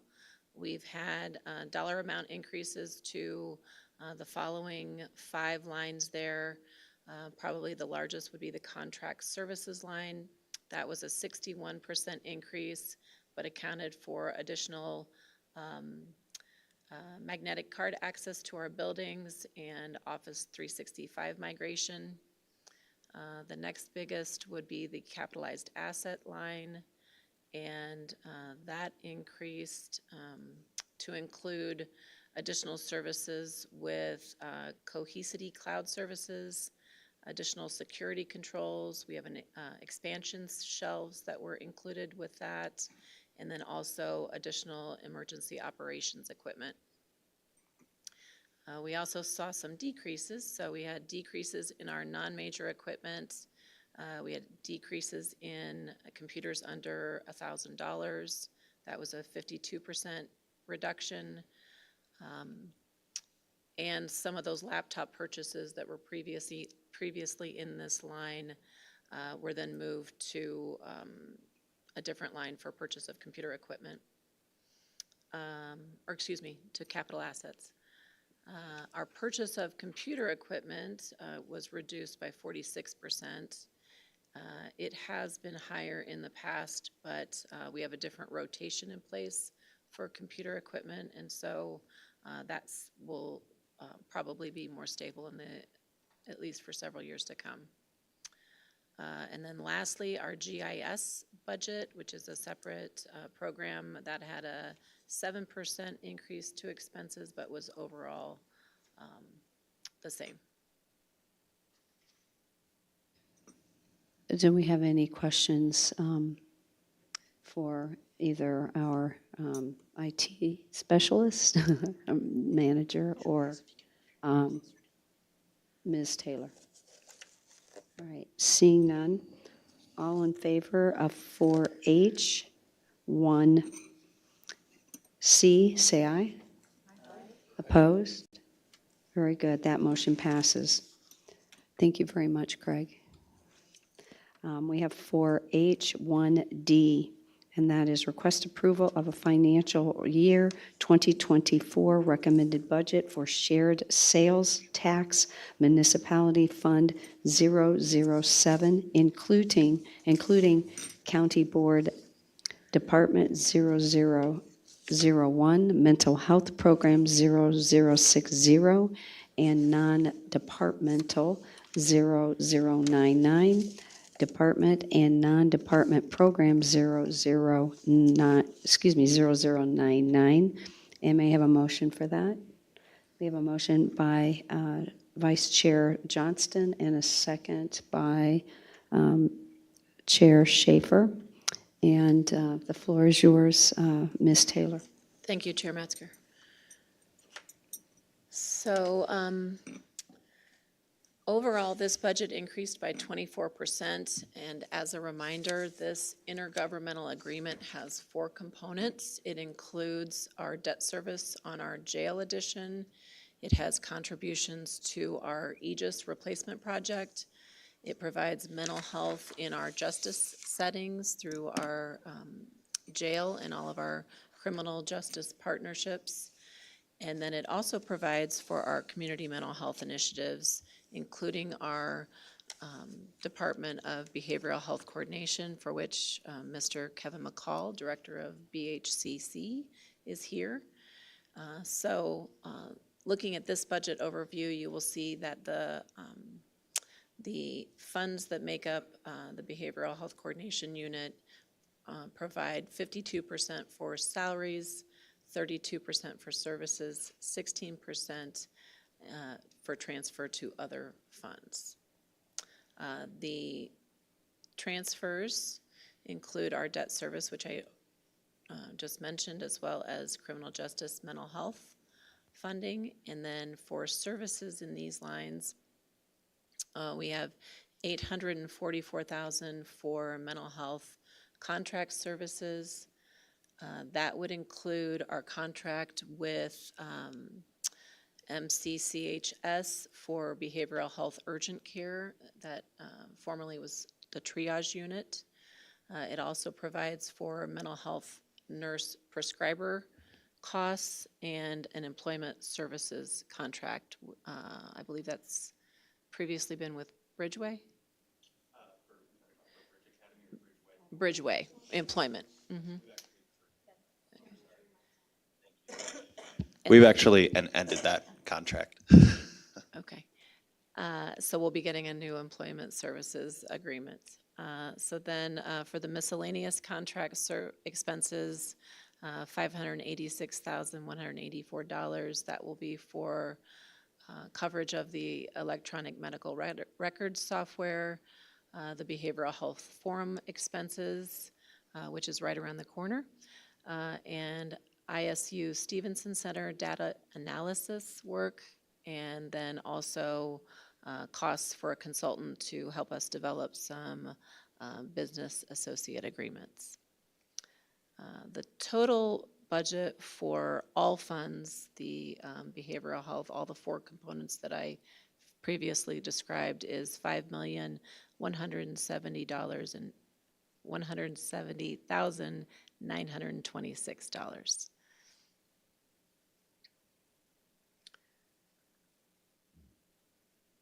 Looking at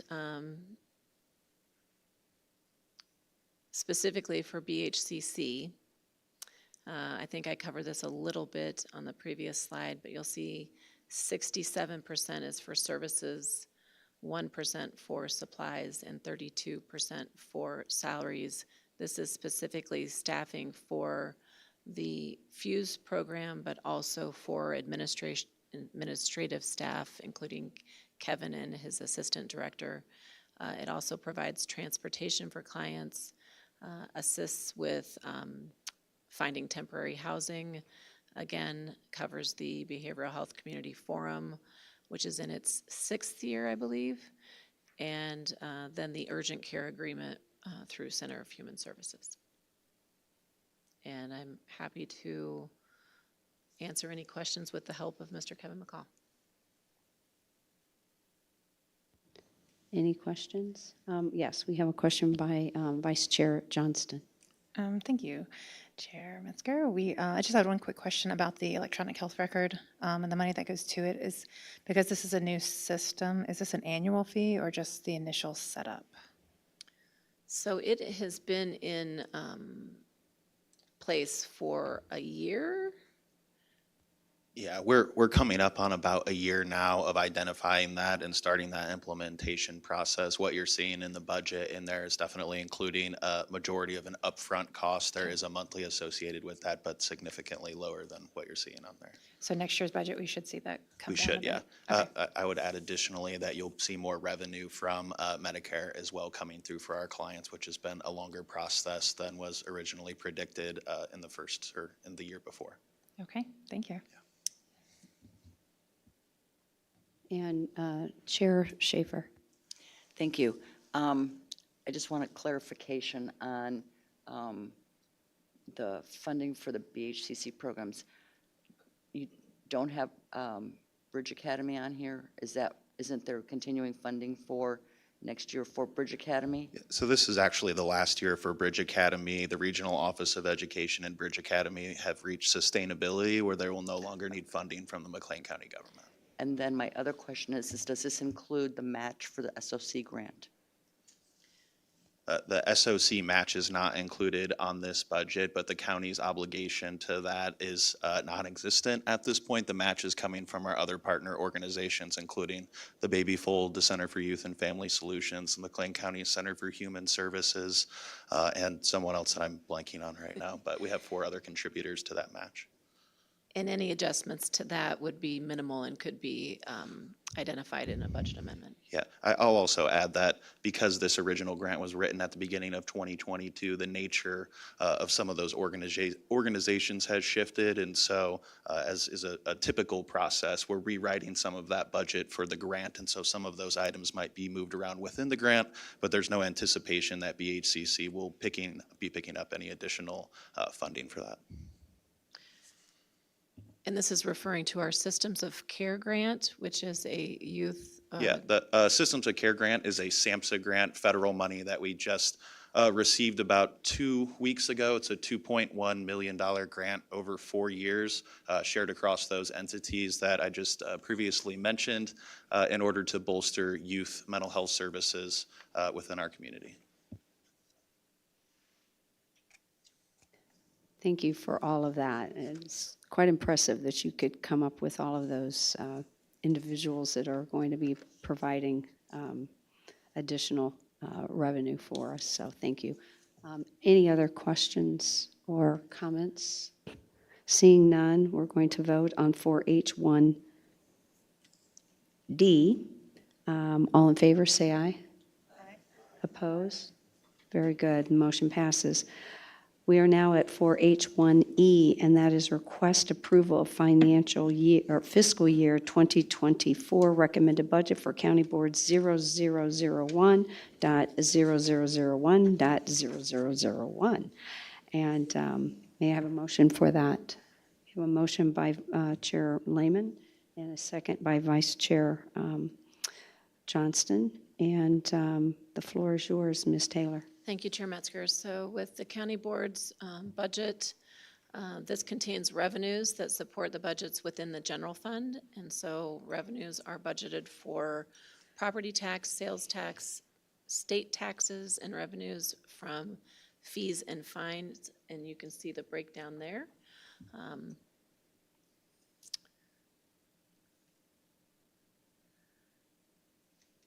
For the budget overview, these expenses include salaries for county board members and contractual expenses related to the county board. These expenses include our Dropbox, recycling, other EAC expenses, contracting with specialized attorneys as necessary, our Economic Development Council support, our Regional Office of Education for McLean and DeWitt County, and then transfers to Metcom for the county's portion of those expenses to run the 911 center.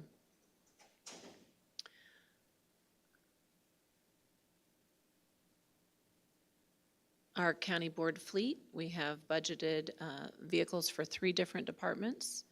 The Sheriff's Department has $160,000 budgeted for the trade-in of 4 vehicles. We also have $150,000 budgeted for animal control to purchase 2 vans or trucks to assist them with animal control. And then $60,000 for Parks and Recreation for the purchase of 1 truck out at Kamlara Park.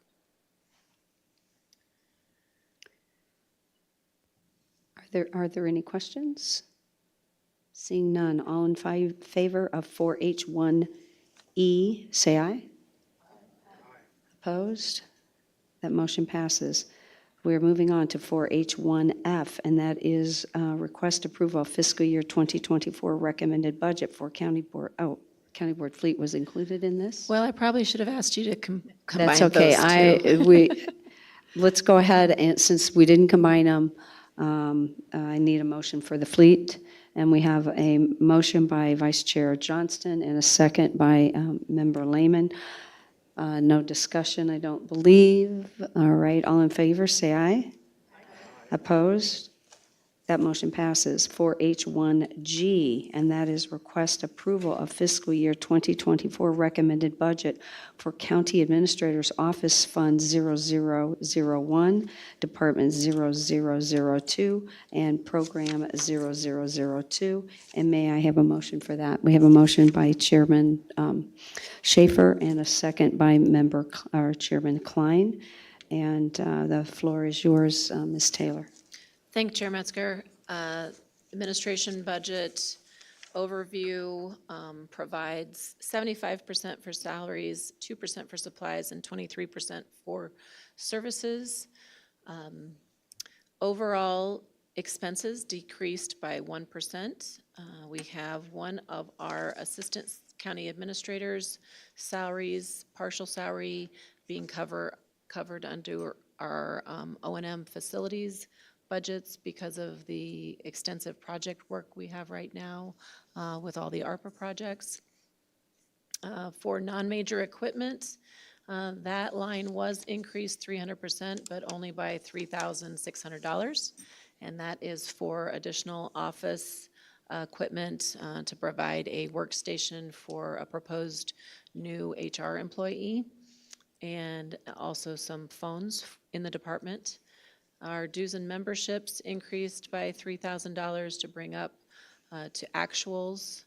And then schooling and conferences did increase by $4,000 to provide for new staff to attend trainings. Are there any questions? Seeing none, all in favor of 4H1G, say aye. Opposed? Motion passes. Moving on to 4H1H, request approval of fiscal year 2024 recommended budget for American Rescue Plan Act Funds 0163. And I need a motion for that. We have a motion by Vice Chair Johnston and a second by Chair Lehman. And the floor is yours. Thank you, Chair Metzger. This is the last one for this evening. So the American Rescue Plan, as you know, has provided significant funding to the county. For the FY 2024 budget, we have budgeted the remaining ARPA funds of $16,312,530. All the ARPA funds need to be obligated in 2024 and then spent by 2026. And so the majority of the recommendations in this budget are for infrastructure projects, but just as an aside, it is 11% of our total overall budget. So we'll see a decrease in the years to come as we spend down the ARPA funding. We do have funds to the rural municipalities to finish water and sewage projects. So we have $921,000 that remains for distribution of the $5 million that we originally allocated. We have budgeted for $3,900,000 for Aegis expenses. This would include implementation of the CMS work through Journal Technologies, the Boomi data interfaces that we are working on, implementing an operation startup for Caliber, implementation and operation startup for ATIMS with our jail management system, and then also working with Mission Critical as our overall consultants. For infrastructure projects, we have set aside funds for sewage lagoon repairs that continue to be an issue at Kamlara Park. We've got sewage infrastructure at our new animal control facility. We have purchase of squad cars and radio equipment for the Sheriff's Department fleet, and local matching for a grant that we applied for charging and fueling infrastructure. That is all pending the grant award being given. Then for Kamlara Park, we are expecting to expand our boat docks and rental dock moorings. We are at the Juvenile Detention Center looking to replace air handler units. For 200 West Front Street, we'd like to resurface the parking lot and repair some water pipes that are damaged, and then also add magnetic card readers for access to network closets. In the Law and Justice Center, we have video intercoms that we'd like to install in floors 3 through 5 and cameras in the hallways. For Fairview campus,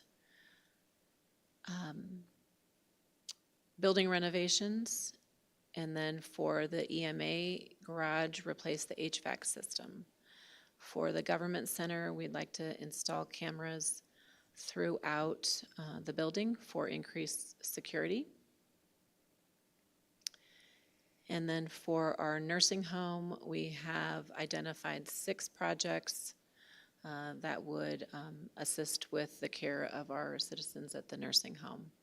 In total, the American Rescue Plan expenses would be $16,312,530. Are there any questions? We'll start with Member Rogal. Your question?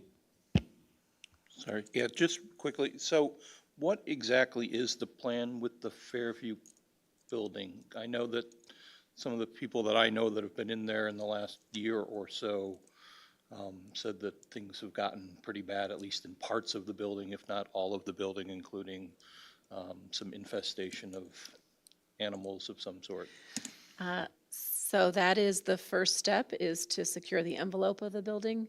And so the dollars with the American Rescue Plan would help with tuck pointing a roof and securing the building from the outside in to make sure that we don't have further water damage or critter damage, and seal the building.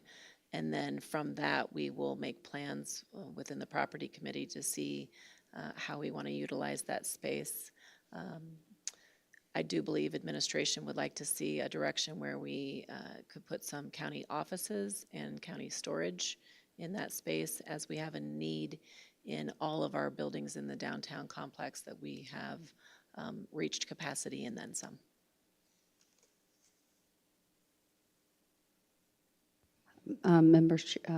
Chair Schaefer. Thank you. When you mentioned the cameras throughout the building, are we sharing that cost with the city of Bloomington, since they share the building with us and we share everything that goes on in this building when it comes to some of the costs?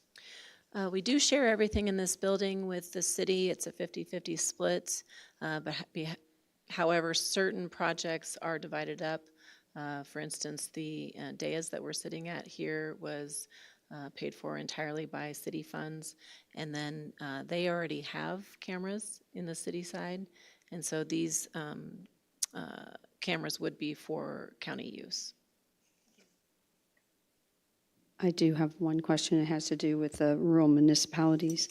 And I know that we have actually approved efforts by each one of those municipalities that requested to that $5 million, but we still have 900,000 or 921,000. So is there a deadline, or what is our plan to initiate the use of those funds and to clear that piece out? Because again, we only have until 2026 to get those projects complete.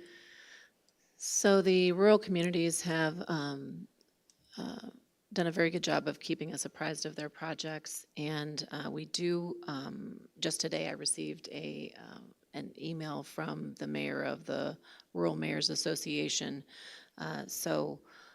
We've tried to provide some flexibility with them, because as we know on the county side, once you get into a repair project with sewer or water structures, sometimes it's a little more involved once you get into the middle of the project. So what we've identified is all of the current projects that have been slotted for this $5 million are underway, and we have 2 projects that are on a waiting list. And so once we have received receipts from all the current projects that we anticipate to receive in 2024, then we will return to the Rural Mayors Association to identify any unspent funds from projects that may have come in under bid, and look at that to identify if there are additional projects or enhancements to current projects that can use that $5 million.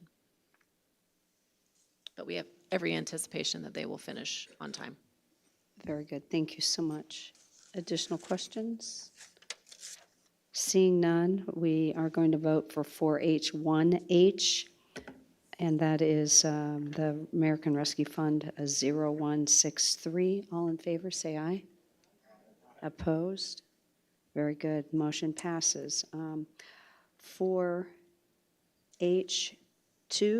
and 3, it doesn't look like we have anything additional. I have nothing else to share with the board. Thank you. So we'll move on to 5, and that's other business and communication.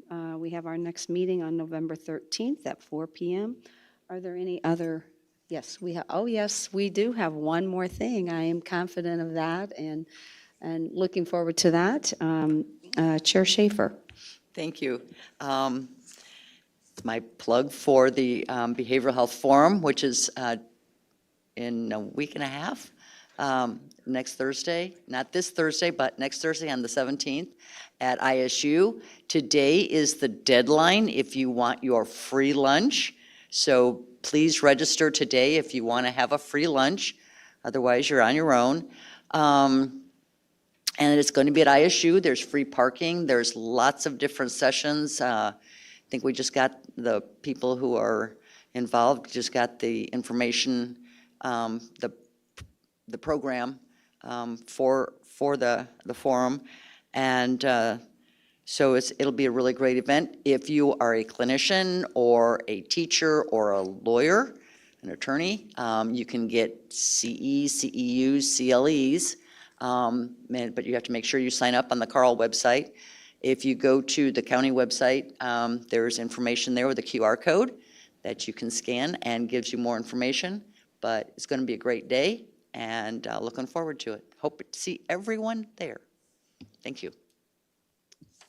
Seeing nothing else on the agenda, I'm so sorry, I missed you. I didn't look to my left. It's okay, forgive me. I just wanted to reiterate to all of my colleagues that I'm sure you all are hearing about CO2 projects, and you probably have a lot of questions about them.